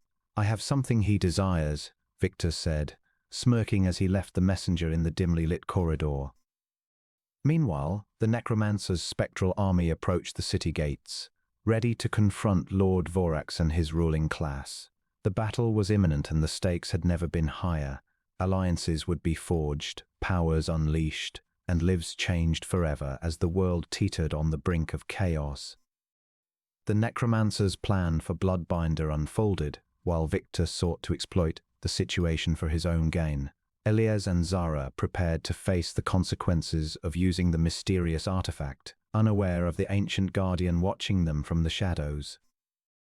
In the dimly lit chamber deep within the ancient academy, Elias stared at the mysterious artifact before him, his heart racing with anticipation and fear. Zara stood by his side, her eyes narrowed as she observed the unfamiliar object that they had stumbled upon during their exploration of the hidden corners of the academy. "Are you sure this is safe?" Elias asked, his voice barely above a whisper. "We know nothing about it," Zara shrugged, gripping the hilt of her sword tightly. "We've faced worse. We can handle whatever this thing might unleash." Elias hesitated for a moment before reaching out to touch the artifact. A surge of energy coursed through him as he made contact, and suddenly he felt a wave of transformation sweep over his body. He cried out in pain as his skin began to change, muscles rippling beneath his flesh as bones twisted and contorted into new shapes. Zara watched in horror as Elias underwent the metamorphosis, her own heart hammering in her chest. She knew they had opened a Pandora's box of unknown consequences, but she could not allow this to deter them. As the transformation reached its peak, Elias fell to his knees, writhing in agony. Suddenly, the chamber filled with light as a figure materialized before them. The ancient guardian stood tall, his eyes blazing with wisdom and power. He stared at the two students for a moment before addressing them. "You have awakened what was meant to remain dormant," he said gravely. "The transformation you have undergone will be your undoing if you do not control it." Zara stepped forward, her voice trembling as she addressed the guardian. "What must we do? How can we master this power?" "You must embrace your new form and learn to harness its potential," the ancient guardian replied. "But be warned, the price for such power is great." Meanwhile, on another hill overlooking the city, Victor observed the necromancer's spectral army gathered atop a nearby hill. He had received Bloodbinder's message and saw an opportunity to gain leverage in his political ambitions. With a cunning smile, he made plans to approach the necromancer, offering an alliance that would shake the foundations of their world. Inside the council room of his fortress, Lord Vorax stood with his advisors, staring out at the necromancer's spectral army through the window. He knew they had little time left before the onslaught began, and he struggled to devise a strategy that would allow them to defend against such an overwhelming force. "We must prepare our defenses," Lord Vorax said, his voice cold and hard. "The necromancer will not stop until he conquers this city." One of his advisors stepped forward, a look of fear in her eyes. "My lord, we have heard whispers of another necromancer, one who is said to possess darker powers than the one before us," she whispered. Lord Vorax's expression hardened at the mention of this new threat. He knew that they could not afford any distractions if they were to survive the coming battle. "Send messengers to summon every able-bodied man and woman in the city," he commanded. "We will stand together or fall apart." As darkness settled over the academy grounds, the necromancer approached the city gates, his spectral army marching alongside him. The air crackled with magic, the spirits under his control shrieking as they sensed the impending conflict. Lord Vorax stood on the wall, staring at the approaching army with determination etched across his face. Suddenly, a figure materialized before the necromancer, his eyes blazing with anger and defiance. Bloodbinder had come to confront his rival, wielding dark magic that threatened to consume them all. The necromancer snarled, raising his arms as he prepared to face off against his foe. Inside a hidden chamber deep within the academy grounds, Elias struggled to control the new powers coursing through his veins. He felt the weight of his past bearing down on him, the memories of his life as a scholar threatening to overwhelm him. But he knew that he could not afford to give in to fear if he hoped to survive this transformation. Zara stood by his side, her own powers growing stronger with each passing moment. She reached out to touch Elias's shoulder, her eyes filled with concern. "We will face whatever comes together," she said softly. "We are stronger than we know." As the first notes of battle echoed across the land, the fate of their world hung in the balance. The necromancer and Bloodbinder fought with unmatched ferocity, their powers clashing in a cataclysm of magic and fury. Lord Vorax led his people in a desperate defense against the spectral army, his every decision determining whether they would live or die. And deep within the academy grounds, Elias and Zara faced the consequences of their actions, their newfound powers pushing them to the limits of endurance, as they struggled to control the transformation that had forever changed their lives. They knew that the path ahead would be treacherous, but they also knew that they could not turn back. As dawn broke over the city, the battle raged on. The necromancer's spectral army threatened to overwhelm Lord Vorax and his people, while Elias and Zara grappled with their own inner demons as they sought to master the powers that had been awakened within them. And in the shadows, Victor watched and waited, biding his time until the perfect moment to strike. Tainted-Specter-Rebirth Victor stood atop another hill overlooking the city, telescope in hand, watching the necromancer's spectral army gather atop a nearby hill. He had come to learn more about their enemy, to understand how he could use this knowledge for his own gain. As he observed the necromancer, Victor couldn't help but feel a pang of fear. The necromancer was unlike anything he had ever encountered before, a being with the power to bend both life and death to his will. Meanwhile, within the academy halls, Elias approached another dimly lit chamber deep within the ancient academy. He had been searching for answers about his transformation, seeking guidance from the academy's ancient texts and relics. As he examined an incantation etched into a stone tablet, he felt a sudden presence behind him. "You seek to understand your powers." A voice echoed in his mind. "I can help you." Elias turned to find the guardian of the academy standing before him, its form shimmering with an ethereal light. Elias hesitated, unsure whether he could trust this mysterious entity, but as it reached out a hand towards him, he felt a strange connection, a bond that seemed to transcend time and space. Back atop the hill overlooking the city, Victor continued observing the necromancer. The spectral army was growing larger by the minute, their spirits shimmering ominously in the dawn's light. Suddenly, he felt a presence near him, a cold, malevolent energy that made him shiver. As he turned to face it, he saw Bloodbinder standing before him, his eyes filled with a hunger for power that was both terrifying and intoxicating. "You seek an audience with me?" Bloodbinder asked. "I have something you might find useful." Victor hesitated, unsure whether he could trust the rival necromancer. But as he looked out at the growing spectral army below, he knew he couldn't afford to turn down any offers of help. In another hidden corner of the ancient academy, Zara and her allies were preparing for battle against whatever was watching them in the dark forest deep within the academy grounds. They had no idea what they would face, but they were ready to fight for their survival. As they stood atop a hill overlooking the city, they could see the necromancer's spectral army marching towards the city gates, ready to conquer all in their path. As dawn broke, the fate of their world hung in the balance as the battle raged on.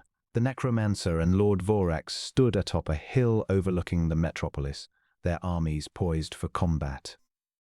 Spectre and Bloodbinder clashed deep within the academy grounds, their powers colliding in a maelstrom of magic. Elias struggled to harness his newfound powers, unsure whether he could trust the ancient guardian who had appeared to him. And Victor stood atop another hill, watching the spectacle unfold below, wondering how he could use this chaos for his own gain. As the day wore on, it became clear that this was no ordinary battle, it was a war for the soul of their world. The necromancer sought to remake reality in his image, while Lord Vorax and his ruling class fought desperately to maintain their power. Victor watched from afar, plotting, scheming, waiting for his opportunity to strike. And Elias continued to struggle with his transformation, unsure whether he was a pawn in someone else's game or the key to saving their world.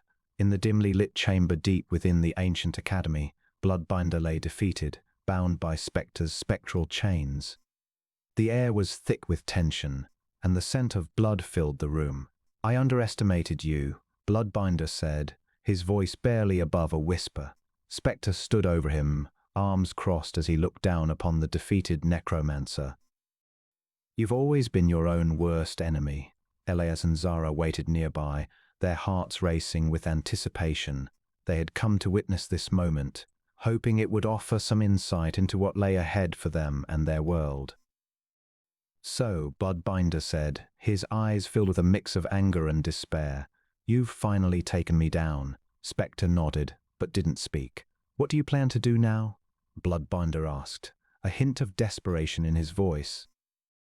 "Will you tell me your true intentions?"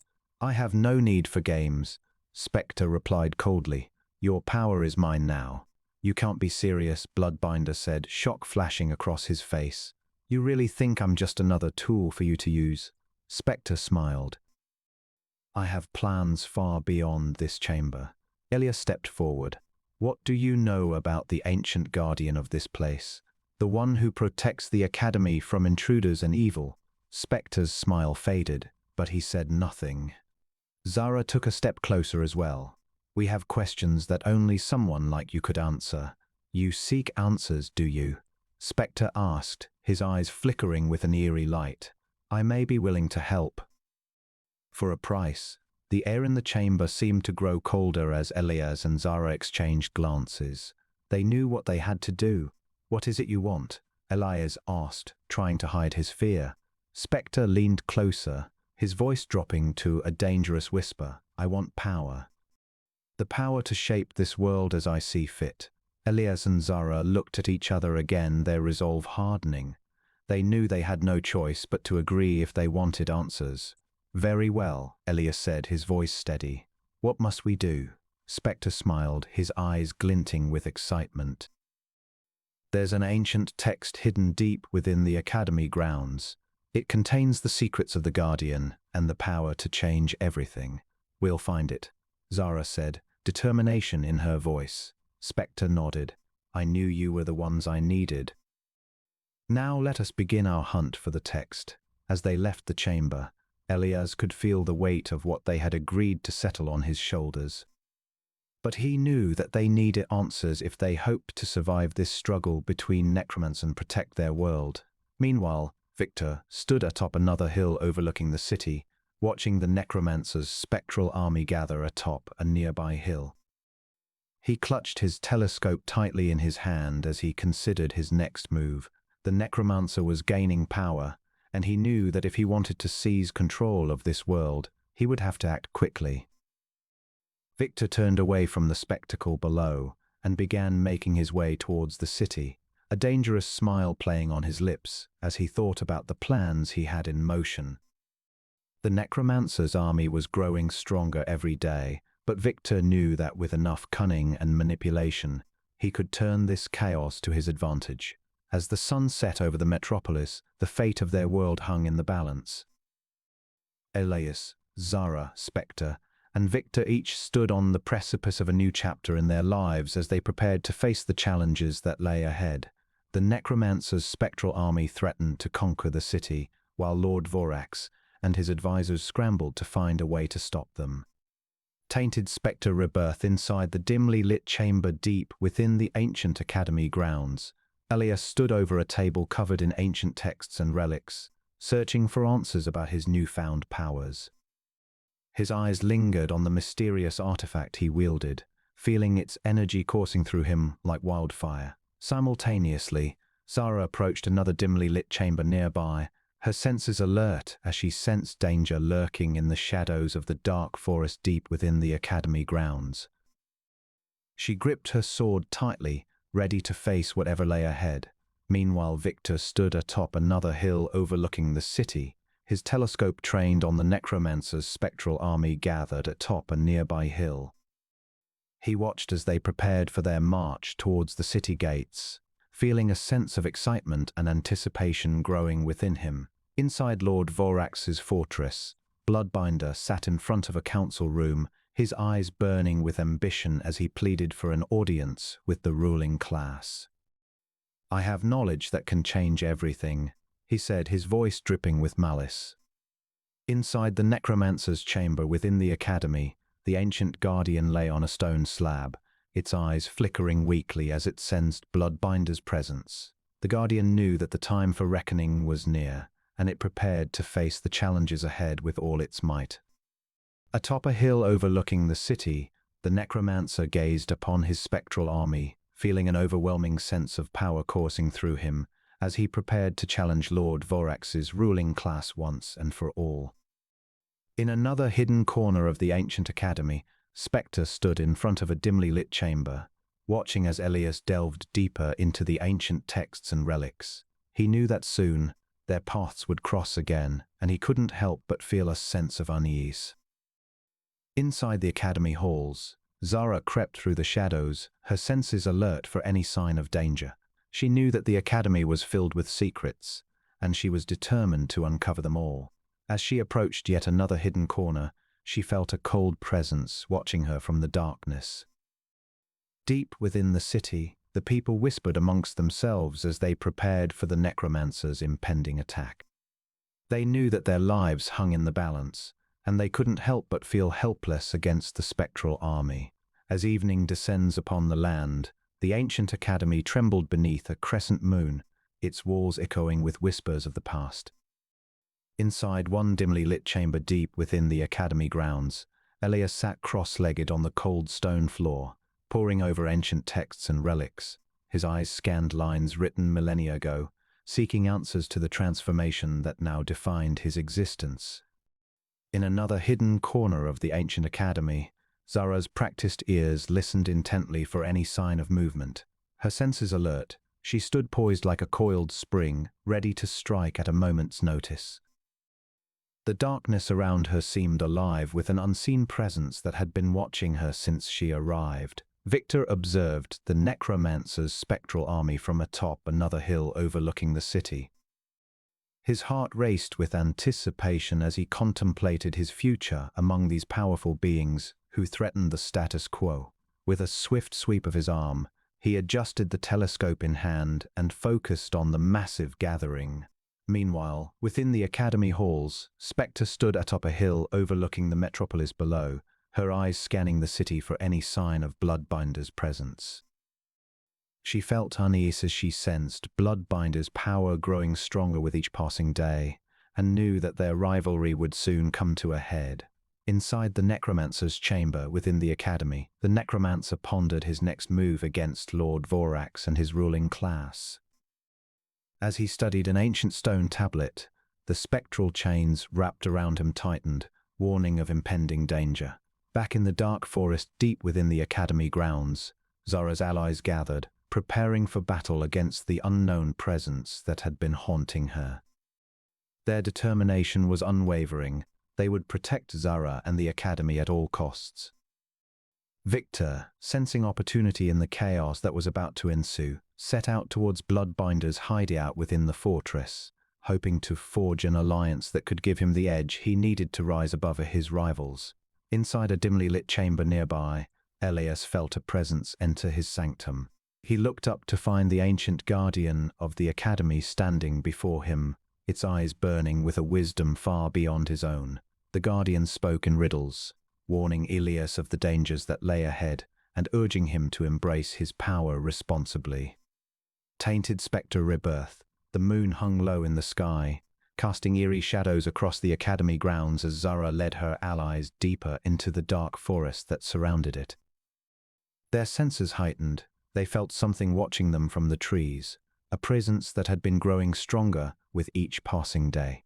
Meanwhile, Victor stood atop another hill overlooking the metropolis, telescope in hand. He scanned the city below, searching for any signs of Bloodbinder's presence. His heart raced with excitement and ambition as he contemplated what an alliance with the necromancer could mean for his political career. Inside the academy halls, Elias sat in his sanctum, surrounded by ancient texts and relics. The guardian of the academy had warned him of impending dangers and urged him to take up his role as a protector, among them all, necromancer, warrior, scholar, and politician alike. As the night grew darker, Bloodbinder moved through the hidden corners of the ancient academy, evading the spectral army that guarded the fortress. He was on a mission to reach Lord Vorax and convince him to join forces against the necromancer, but he knew the journey would not be easy. In his chamber deep within the academy grounds, the necromancer studied ancient texts, searching for a way to defeat Bloodbinder once and for all. He felt the pressure growing as the spectre's power continued to rise, threatening to unbalance the delicate equilibrium between life and death. Spectre prowled through the academy grounds, feeling the necromancer's presence grow stronger with each step he took. Their rivalry had reached a new level, and neither would rest until they claimed supremacy over both worlds. In another dimly lit chamber deep within the ancient academy, Zara and her allies prepared for battle against this unknown enemy. They knew they couldn't afford to underestimate their foe, especially not with the necromancer's army marching towards the city gates. In a dimly lit chamber deep within the ancient academy, Lord Vorax's eyes flickered open as he sat on an ornate throne. His mind raced with thoughts, and his heart pounded against his chest. The necromancer had risen, and it was only a matter of time before his spectral army marched upon the city gates. The messenger stood at the edge of the chamber, its eyes downcast as it awaited Lord Vorax's command. "Speak," Vorax commanded, his voice cold and hardened by centuries of ruling the land. My lord, the necromancer has gathered his spectral army atop a hill overlooking our city. The messenger's voice trembled with fear. They march towards us. Prepare the defenses. Vorax growled, standing up from his throne. No stone will be left unturned in this battle for the future of our world. Meanwhile, within a hidden corner of the academy grounds, Elias sat atop a hill overlooking the city, telescope in hand. He watched as the necromancer's spectral army gathered, their spectral chains glowing faintly in the moonlight. A sense of dread weighed heavy upon him, and he could not shake the feeling that something was wrong. Zara stood near him, her sword at the ready. "Elias," she whispered, her voice barely audible, "we cannot let this happen." "I know," Elias replied, his gaze never leaving the spectral army below. "But what can we do?" "We are but a few against an army of the dead." As they stood there, a chilling wind swept through the hilltop, carrying with it whispers and murmurs that seemed to echo from the dark forest deep within the academy grounds. Elias felt a shiver run down his spine as the voices grew louder, and he knew then that something was watching them. In another hidden chamber deep within the ancient academy, Spectre and Bloodbinder clashed in a brutal battle. The air crackled with magic, and sparks flew as they exchanged powerful incantations. Bloodbinder's dark magic threatened to consume everything around them, and Spectre fought desperately to contain it. The ancient guardian of the academy appeared suddenly, halting the battle between the two necromancers. "Enough," he thundered, his voice echoing through the chamber. "Your war brings destruction upon this place, and I will not stand for it." Bloodbinder looked up at him, his eyes filled with defiance. "You cannot stop me," he sneered. "I will have power, and no one can stand in my way." The ancient guardian shook his head, a sadness etched into his features. "You are wrong, Bloodbinder. Power is fleeting, and it always comes with a price. Choose your path wisely." With that, the ancient guardian disappeared, leaving Bloodbinder alone in the chamber. He snarled, turning to face Spectre once more. "This is not over," he spat before vanishing in a swirl of dark energy. As the sun rose over the city, Zara and Elias stood atop another hill overlooking the academy grounds. The spectral army had begun its march towards the city gates, and they knew that they could not hold out forever. They looked at each other, determination etched into their features as they prepared to face whatever lay ahead. "We must act," Zara said, her voice steady despite the fear that gripped her. "The fate of our world rests on our shoulders." Elias nodded, his eyes never leaving the spectral army below. "I know," he replied softly, "but I cannot shake the feeling that something is wrong." Zara placed a reassuring hand on his arm. "We will face this together," she said, her voice strong and resolute. "And we will prevail." In another hidden chamber deep within the ancient academy, Victor stood before Bloodbinder, his eyes gleaming with greed. "I offer you an alliance," he said smoothly. "Together, we can bring this world to its knees and rule as masters." Bloodbinder looked him up and down, weighing his words carefully. "And what do you stand to gain from this?" he asked. "Power," Victor replied simply. "A seat at the table when the dust settles. And perhaps more than that." Bloodbinder smiled, his eyes cold and calculating. "Very well," he said. "I accept your offer. But know this, I will never be anyone's pawn." As the day wore on, the battle between Lord Vorax and the necromancer's spectral army raged across the city. Buildings crumbled under their weight, and lives were lost as they fought for control over the land.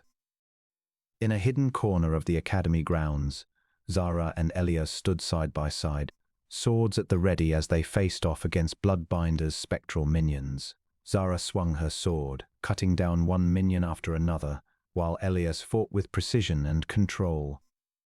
Together, they held their ground against the onslaught, but they knew that it would not be long before their defenses crumbled. "We must retreat," Elias shouted over the chaos of battle. "We cannot hold out much longer." Zara nodded, her eyes filled with determination. "Agreed," she replied, and together they fought their way through the spectral army towards the safety of the academy walls. As they ran, they could hear the necromancer's voice echoing through the air, a chilling reminder of his power and determination to rule over all. They knew that they would have to face him eventually, but for now, their priority was survival. In another hidden chamber deep within the ancient academy, Spectre stood before the necromancer, his eyes filled with anger and defiance. "You will not win," he said, his voice steady despite the fear that gripped him. "I will not let you destroy this world." The necromancer laughed, a cold and cruel sound. "You are no match for me, Spectre," he sneered. "Your pathetic attempts to stop me are futile."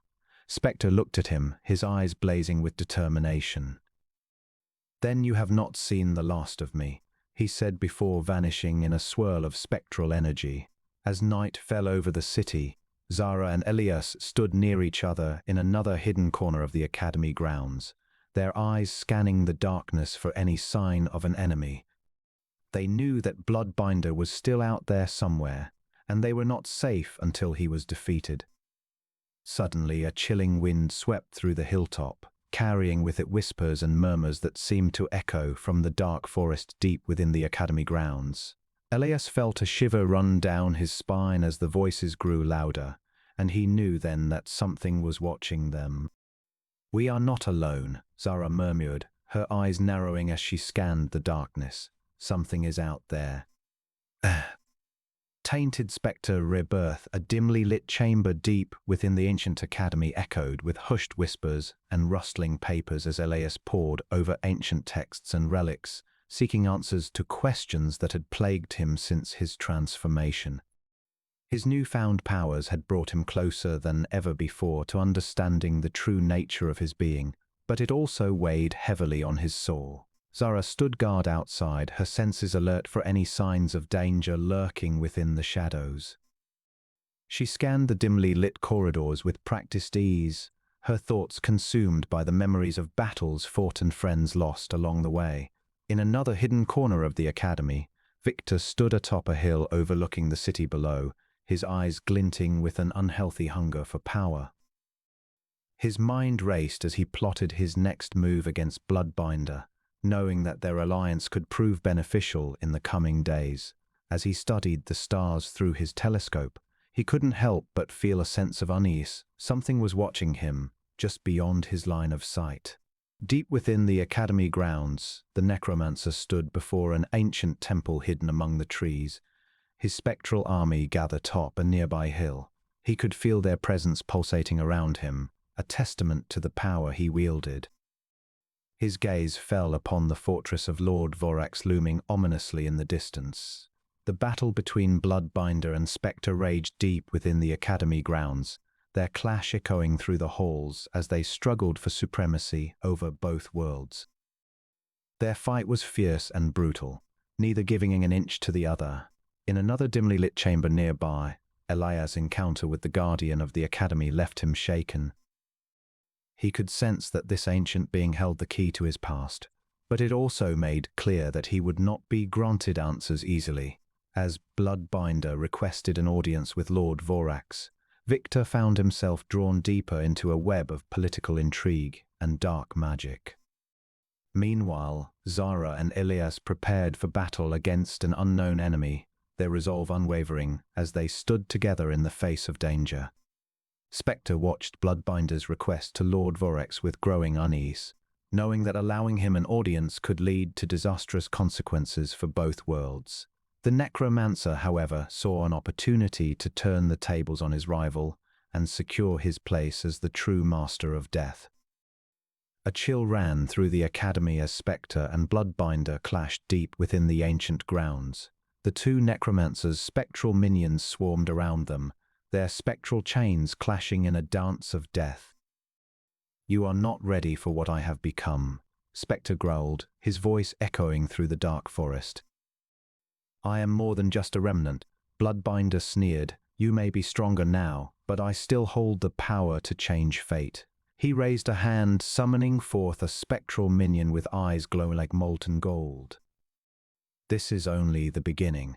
Meanwhile, within another hidden corner of the academy, Elias struggled with his powers, attempting to control them as they threatened to consume him from the inside out. His mind raced with thoughts of the ancient texts he'd discovered, each one hinting at the potential for a transformation that would make him far more than human. But the cost. In Lord Vorax's fortress, the ruler pondered his next move as news of Spectre and Bloodbinder's battle reached him. He could feel the necromancer's spectral army growing stronger by the day, and he knew that they would soon be at the city gates. The ancient guardian of the academy had appeared to Elias in a vision, warning him of the dangers that lay ahead. "You are not just a student here," it told him. "You are a key player in this unfolding tale." Elias felt the weight of those words bearing down on him as he clenched his fists, determination burning within him. He knew that whatever transformation awaited him would be difficult, but he was ready to face whatever lay ahead. Zara stood guard outside the city gates, her eyes scanning the horizon for any sign of the necromancer's spectral army.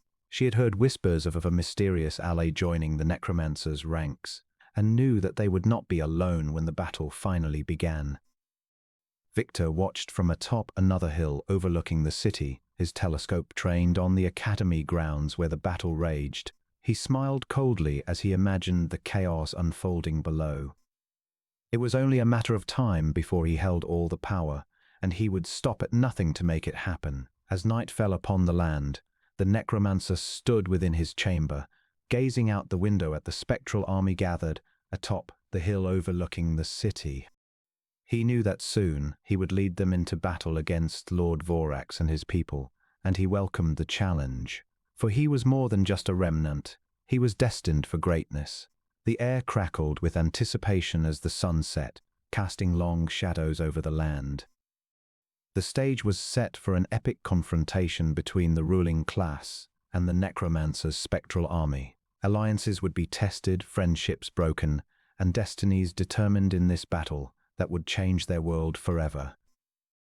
And somewhere within the academy grounds, Elias continued his search for answers, feeling the pull of the ancient texts as they whispered to him of transformations yet to come. He knew that he must embrace his destiny if he was to survive this impending war and claim his place among the powerful beings who ruled their world. Tainted-Specter-Rebirth, as the necromancer's spectral army gathered atop a hill overlooking the city, they revelled in the sight of the metropolis below. The once mighty fortress of Lord Vorax loomed ominously against the horizon, but it was no match for their combined might. In another hidden corner of the ancient academy, Elias knelt before an ancient text, poring over its cryptic symbols and incantations with newfound determination. He felt a weight on his shoulders, a burden born from the knowledge that he was destined to wield immense power, if only he could unlock it fully. Meanwhile, in a dimly lit chamber deep within the academy grounds, Bloodbinder seethed with anger and frustration. His dark magic had failed him time and again, unable to match the necromancer's growing influence. A messenger entered, bearing a summons from Victor, who sought an audience with him in his fortress. Victor stood atop another hill overlooking the city, his telescope trained on the academy grounds. He watched as Bloodbinder left his sanctum, knowing that this was his chance to gain the upper hand. With a cunning smile, he prepared to make his move.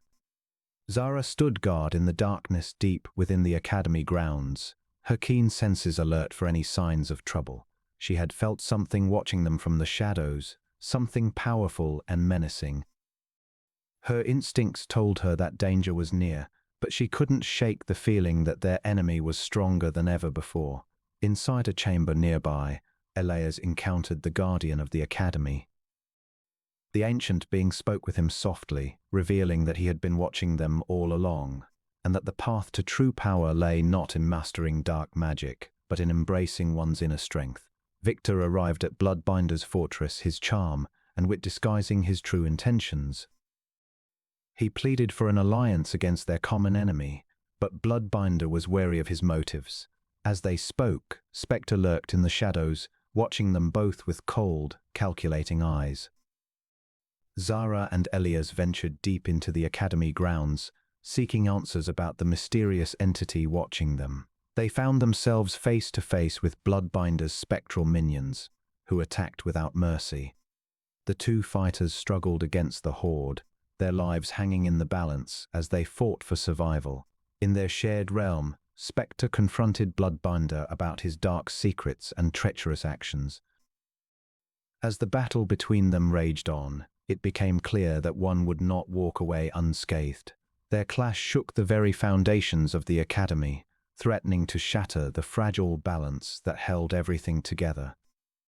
Back atop a hill overlooking the city, the necromancer stood before his spectral army, his eyes glowing with determination. He spoke of a plan to defeat Lord Vorax and his ruling class once and for all, a plan that would change their world forever. As the sun set on another day, the stage was set for a battle unlike any they had ever faced before. The necromancer's army marched towards the city gates, their numbers swelling with each passing moment. The people of the metropolis watched in terror as the spectres approached, knowing that their lives were about to change forever. As the final confrontation loomed, Zara and her allies prepared for battle against an unknown enemy. They stood united, ready to face whatever challenges lay ahead, but they knew that victory would not come easy. The fate of their world hung in the balance, and only those strong enough to survive would emerge victorious. And so, as darkness fell upon the land, the stage was set for a battle that would determine the course of history. The necromancer stood ready, his spectral army at his command, but little did he know that an ancient guardian watched from the shadows, waiting to guide those who sought true power and wisdom. As the necromancer's spectral army gathered atop a hill overlooking the city, Lord Vorax stood in his fortress, watching anxiously through a telescope. The metropolis below was ablaze with chaos and fear as word spread of the impending attack. Victor stood up another hill overlooking the city, his cunning eyes glinting with excitement and ambition. Inside the ancient academy, Elias stumbled upon a hidden chamber deep within the ancient academy grounds, where he discovered an ornate throne that pulsed with a strange energy. He felt the weight of the past bearing down on him as he gazed at the artifact, unsure if he was ready to embrace the power it offered. Meanwhile, Zara patrolled the Academy's dark forest, her senses heightened by the tension in the air. She heard rustling nearby and turned to face a spectral minion that emerged from the shadows. The two battled fiercely until Spectre appeared, having tracked the minion back to its source. As they fought, Zara asked about their mysterious enemy, Bloodbinder. "He has summoned Victor for an alliance," Spectre replied, warning her of the danger that lay ahead if they didn't act quickly.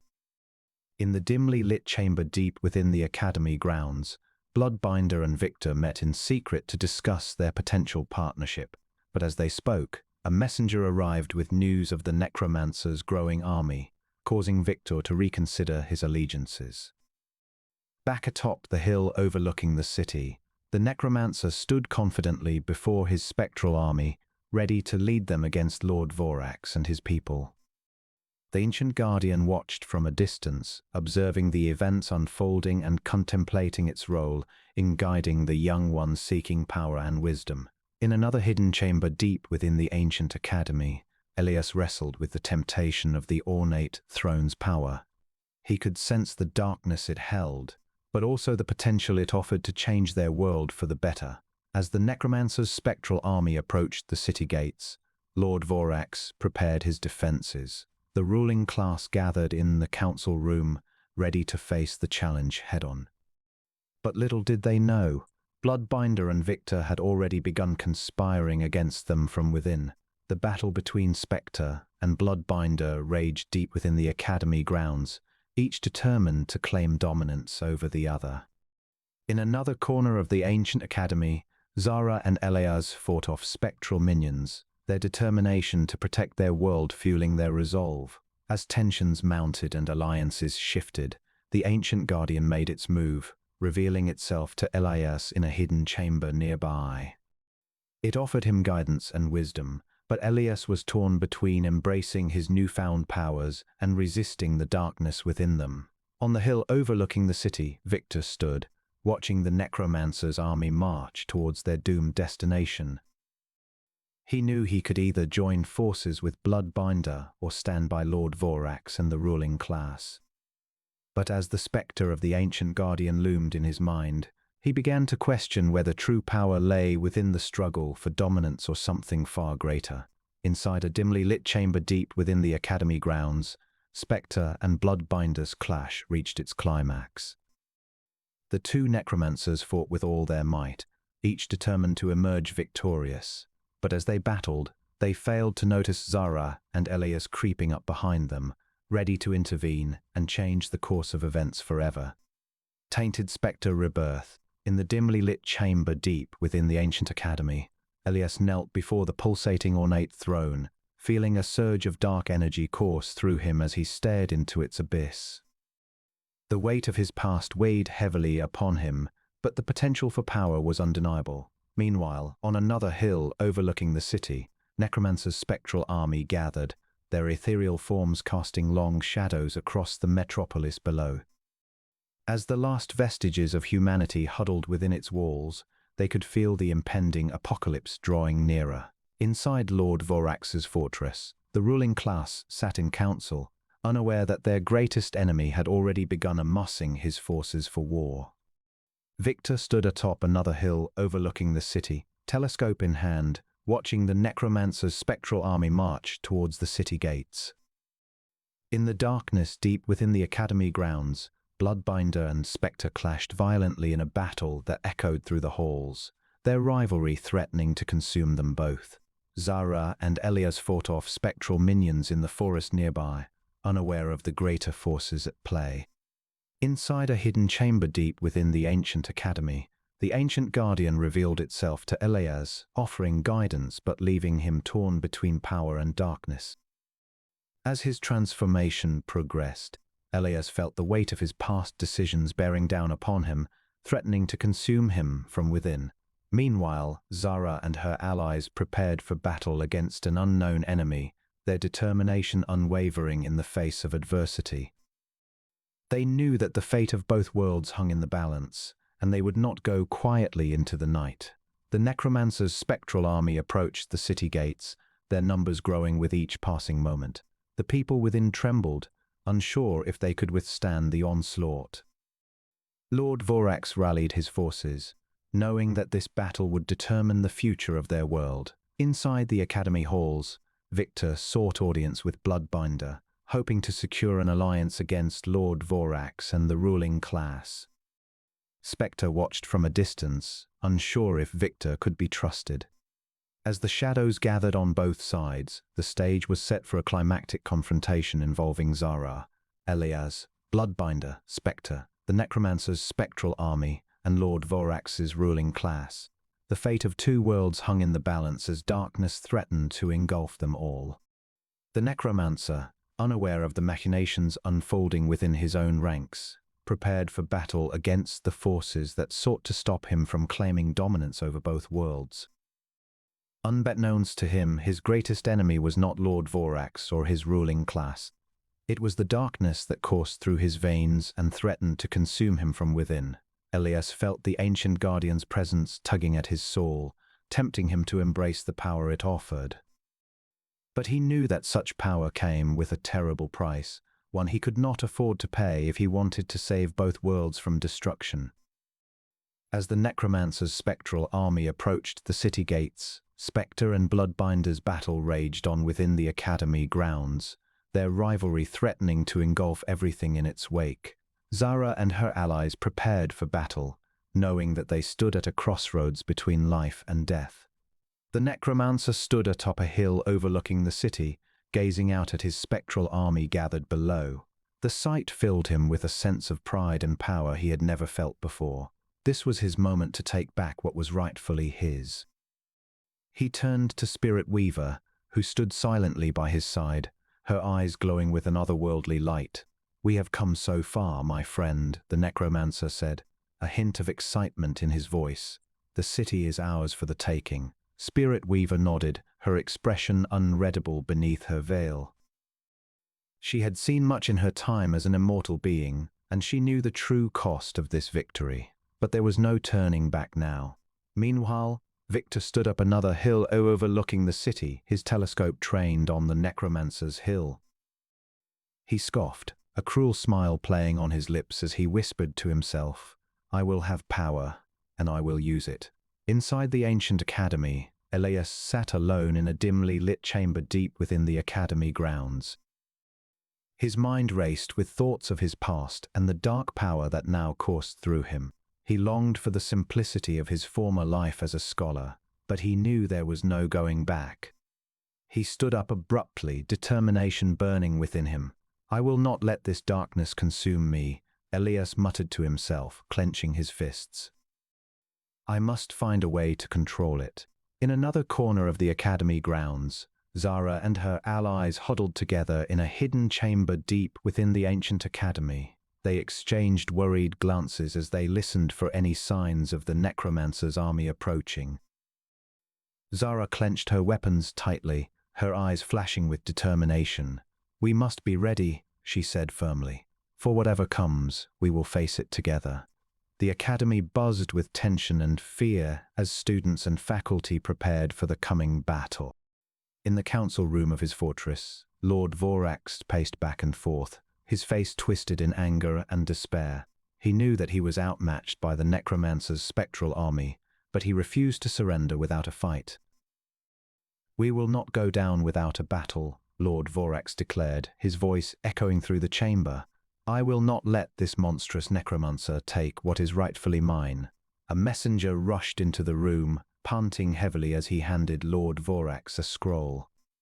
The ruler's eyes widened as he read the contents, his face growing paler by the second. "Bloodbinder has requested an audience," the messenger said, trembling slightly. "He claims to have information about the necromancer." Lord Vorax stared at the messenger for a long moment before nodding curtly. "Show him in," he commanded, his voice cold and hard. Inside a hidden chamber deep within the academy grounds, Bloodbinder stood before an ancient guardian. The dark necromancer's eyes were filled with anger and desperation as he pleaded for information about the necromancer. The guardian studied him for a long moment before speaking. "The necromancer is not what you think, Bloodbinder," the ancient guardian said softly. "You must be careful who you trust." Bloodbinder scoffed, his eyes flashing with anger. "I am no fool," he retorted. "I know what I'm doing." "But do you really?" the ancient guardian asked, a hint of sadness in her voice. "Remember, power comes at a cost." Bloodbinder's eyes narrowed, but he said nothing as he left the chamber, his mind racing with thoughts of betrayal and vengeance. Inside the necromancer's chamber within the academy, Spectre stood over the sleeping necromancer, her sword drawn and ready. She watched him for a long moment before speaking softly. "I know you are troubled," she said gently. "But remember who you truly are." The necromancer stirred, his eyes fluttering open as he gazed up at Spectre. He felt a strange sense of calm wash over him as he looked into her eyes, a feeling he hadn't experienced in centuries. "I do not know what I am anymore," the necromancer admitted, his voice barely a whisper, "but I will find out." Spectre smiled softly, a tear rolling down her cheek as she leaned down to kiss him gently on the forehead. "You are more than you think," she said before disappearing into thin air, leaving the necromancer alone once again. As the city trembled with anticipation and fear, the necromancer's spectral army marched towards the city gates. The people cowered in their homes as they watched the horrifying spectacle unfold before them. Lord Vorax stood atop his fortress, his eyes narrowed as he watched the approaching army. "This is it," he murmured to himself. "The end of our world." Tainted-Specter-Rebirth, on a hill overlooking the metropolis, Victor stood with a telescope in hand, observing the necromancer's spectral army gathered atop another hill not far away. He watched as the dark figures prepared for battle against Lord Vorax and his people. "This is my time," he whispered to himself. Inside the ancient academy, Elias paced back and forth in a dimly lit chamber deep within the academy grounds. The weight of his newfound powers bore down on him, and the memory of his past weighed heavily on his shoulders. He felt a sudden presence behind him, and he turned to see an ancient guardian standing there. "You have been chosen," the ancient guardian said in a voice like thunder. "You must embrace your destiny, Elias." Elias hesitated, unsure if he was ready for what lay ahead. The guardian handed him a stone tablet, its surface etched with strange symbols that seemed to dance and shift before his eyes. He felt a surge of energy coursing through him as the ancient texts and relics surrounding them hummed softly. Meanwhile, in another hidden corner of the ancient academy, Zara stood atop a hill overlooking the city below. Her fierce warrior spirit was on full display as she prepared for battle against Bloodbinder's spectral minions. "We cannot let him take control," she declared to her allies. In the necromancer's chamber within the academy, Spectre comforted the troubled necromancer as he wrestled with doubts about his true identity and purpose. The dark force lurking in the shadows watched them, biding its time. Atop his fortress, Lord Vorax paced nervously, refusing to surrender without a fight. He knew that the necromancer's spectral army was powerful beyond measure, but he also knew that he had allies who would stand by him until the end. As the sun dipped below the horizon, the battle lines were drawn. The city trembled under the weight of anticipation as the two sides prepared to clash. In the shadows, Bloodbinder and Victor conspired against Lord Vorax and his ruling class, their dark magic threatening to tip the scales in their favor. In the midst of it all, Spectre and Bloodbinder's clash echoed through the air like a thunderous roar, a harbinger of things to come. The necromancer's spectral army approached the city gates, the people bracing themselves for impact. As the night wore on, the battle between Zara, Elias, Bloodbinder, Spectre, Necromancer's spectral army, and Lord Vorax's ruling raged on. The fate of two worlds hung in the balance, and no one knew which side would emerge victorious. As the sun began to rise once more, the shadows retreated, and the darkness lifted. In the aftermath of the battle, Elias stood atop a hill overlooking the city, his newfound powers coursing through him. He knew that he had played a part in shaping the future of both worlds, and he felt a strange sense of peace wash over him. In another corner of the ancient academy, Zara and her allies surveyed the battlefield, exhausted but victorious. They had fought hard for their survival, and they knew that their journey was far from over. In the necromancer's chamber, the dark force finally revealed itself, its true form a terrifying sight to behold. The necromancer stared at it in horror as it spoke in a voice like the wind. "You have served me well," it said, "but now you must choose, continue on this path, or embrace your destiny and become something greater." The necromancer hesitated, torn between his loyalty to Spectre and the promise of power. In that moment, he felt a surge of energy coursing through him, and he knew that he had made his choice. As the sun rose higher in the sky, Lord Vorax surveyed the wreckage of his fortress from atop its remaining walls. The battle was over, but the war was far from won. He knew that he would have to regroup and rebuild if he wanted any chance of survival. In the dimly lit chamber deep within the ancient academy, Elias stood with Zara, Victor, Spectre, and Bloodbinder. Together they faced the future, uncertain but determined. They had survived the apocalypse, but the real challenge lay ahead, reshaping their world in their own image. The hill overlooking the city was ablaze with torches as Necromancer's spectral army marched towards the city gates. The people below watched with fear, their hearts racing with anticipation and dread. Inside a hidden chamber deep within the ancient academy, Elias felt his transformation reaching its peak. He clutched at his chest, struggling to control the wild energy surging through him. "Elias," Zara whispered, her voice barely audible over the distant roar of the necromancer's army. "You must focus." Zara knelt beside Elias and took his hand in hers. Her eyes, once filled with determination, now held a hint of concern as she willed him to control his powers. Meanwhile, Victor stood atop another hill overlooking the city, a telescope in hand. He watched the necromancer's army with a greedy gleam in his eyes, envisioning himself standing tall among them once this battle was won. Lord Vorax paced anxiously within the dimly lit corridors of his fortress, his fingers clasped tightly round an ornate throne. He knew that this day would come eventually, but he had hoped it would not be so soon. Inside the necromancer's chamber within the academy, Spectre comforted the troubled necromancer, whispering calming incantations as a dark force lurked in the shadows. The necromancer glanced up at Bloodbinder, who stood before him with a cold, calculating expression. "I have come," Bloodbinder said, his voice barely above a whisper, "to offer you an alliance."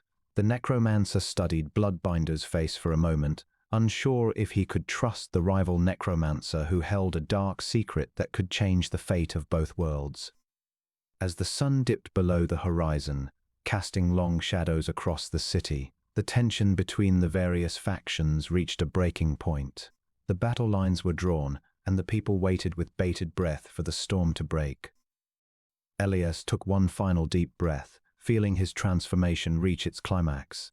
With Zara's help, he focused on harnessing the power within him and stepped towards the door, ready to face whatever challenges lay ahead. Bloodbinder watched as Elias emerged from the chamber, a sense of unease creeping over him. He knew that this would be the turning point in their rivalry, and he was determined not to lose. Spectre, sensing the danger, moved to intercept Bloodbinder, her spectral chains coiling around his arms as she tried to hold him back. "I will not let you harm Elias," she growled, her voice filled with determination. Bloodbinder snarled, breaking free from Spectre's grasp and turning towards the necromancer. "You are a fool, necromancer," he hissed. "Join me, and together we can rule this world." The necromancer hesitated for a moment, torn between his loyalty to Spectre and the temptation of power offered by Bloodbinder. But in the end, it was his resolve that won out. "I will not ally myself with you," he declared, his voice firm. "I will stand with my people, and together we will fight for our freedom." Bloodbinder sneered, a look of pure fury on his face as he turned away. But he knew that this would not be the end of their rivalry. He would return, stronger than ever, and he would have his revenge. As the battle between Bloodbinder and Spectre raged deep within the academy grounds, Zara and Elias prepared for their own confrontation with an unknown enemy. They moved through the dimly lit corridors, listening carefully for any signs of movement. They soon found themselves face to face with Bloodbinder's spectral minions, their ghostly forms twisting and contorting as they attacked. Zara and Elias fought back their own powers, surging forth to defend themselves. In the end, it was their determination and unity that carried them through. They emerged victorious, but not without scars. As the dust settled, they knew that this was only the beginning of their journey. The necromancer's spectral army continued their march towards the city gates, and Lord Vorax and his ruling class prepared to meet them head-on.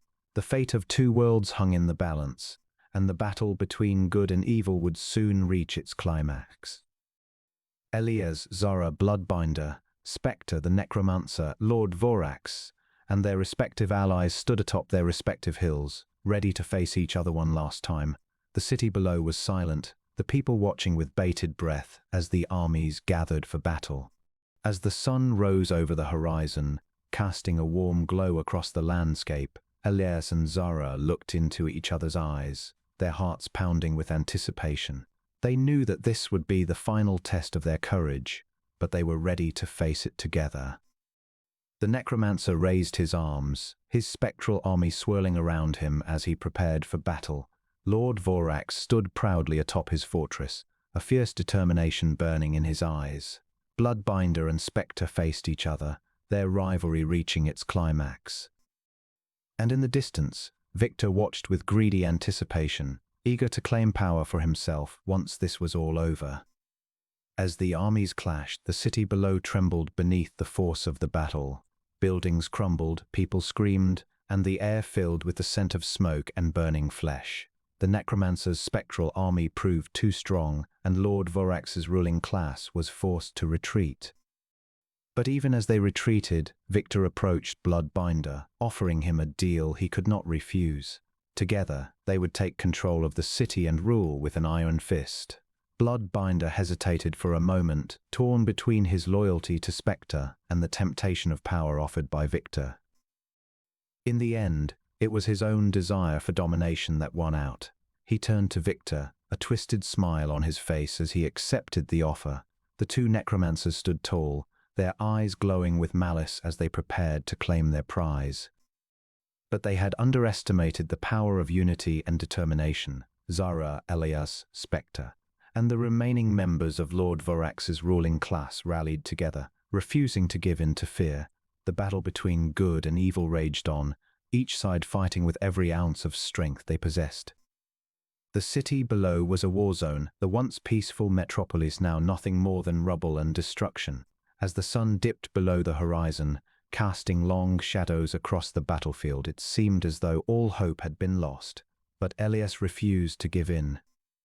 He closed his eyes, focusing on the power within him, the transformation he had undergone just hours before. With a final burst of strength, he called upon the ancient guardian of the academy, who appeared before them in a flash of light.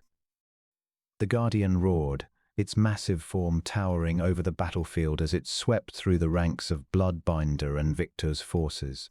The tide of the battle turned, and soon the necromancers found themselves on the run, their dreams of power shattered.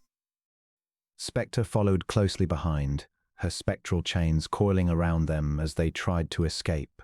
In the end, the guardian cornered Bloodbinder and Victor, trapping them within a swirling maelstrom of energy. The two necromancers struggled against the force, their screams echoing across the battlefield as they were consumed by the ancient power. As the dust settled, Zara and Elias stood victorious, their hearts heavy with sorrow for those they had lost along the way. The city below was silent, the people watching in awe as the guardian of the academy dispersed, leaving only a sense of peace behind. Elias looked out across the battlefield, his eyes filled with tears as he surveyed the destruction wrought by their war.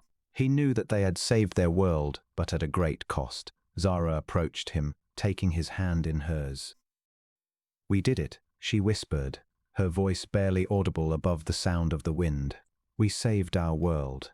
Elias nodded, a small smile playing on his lips as he looked into Zara's eyes.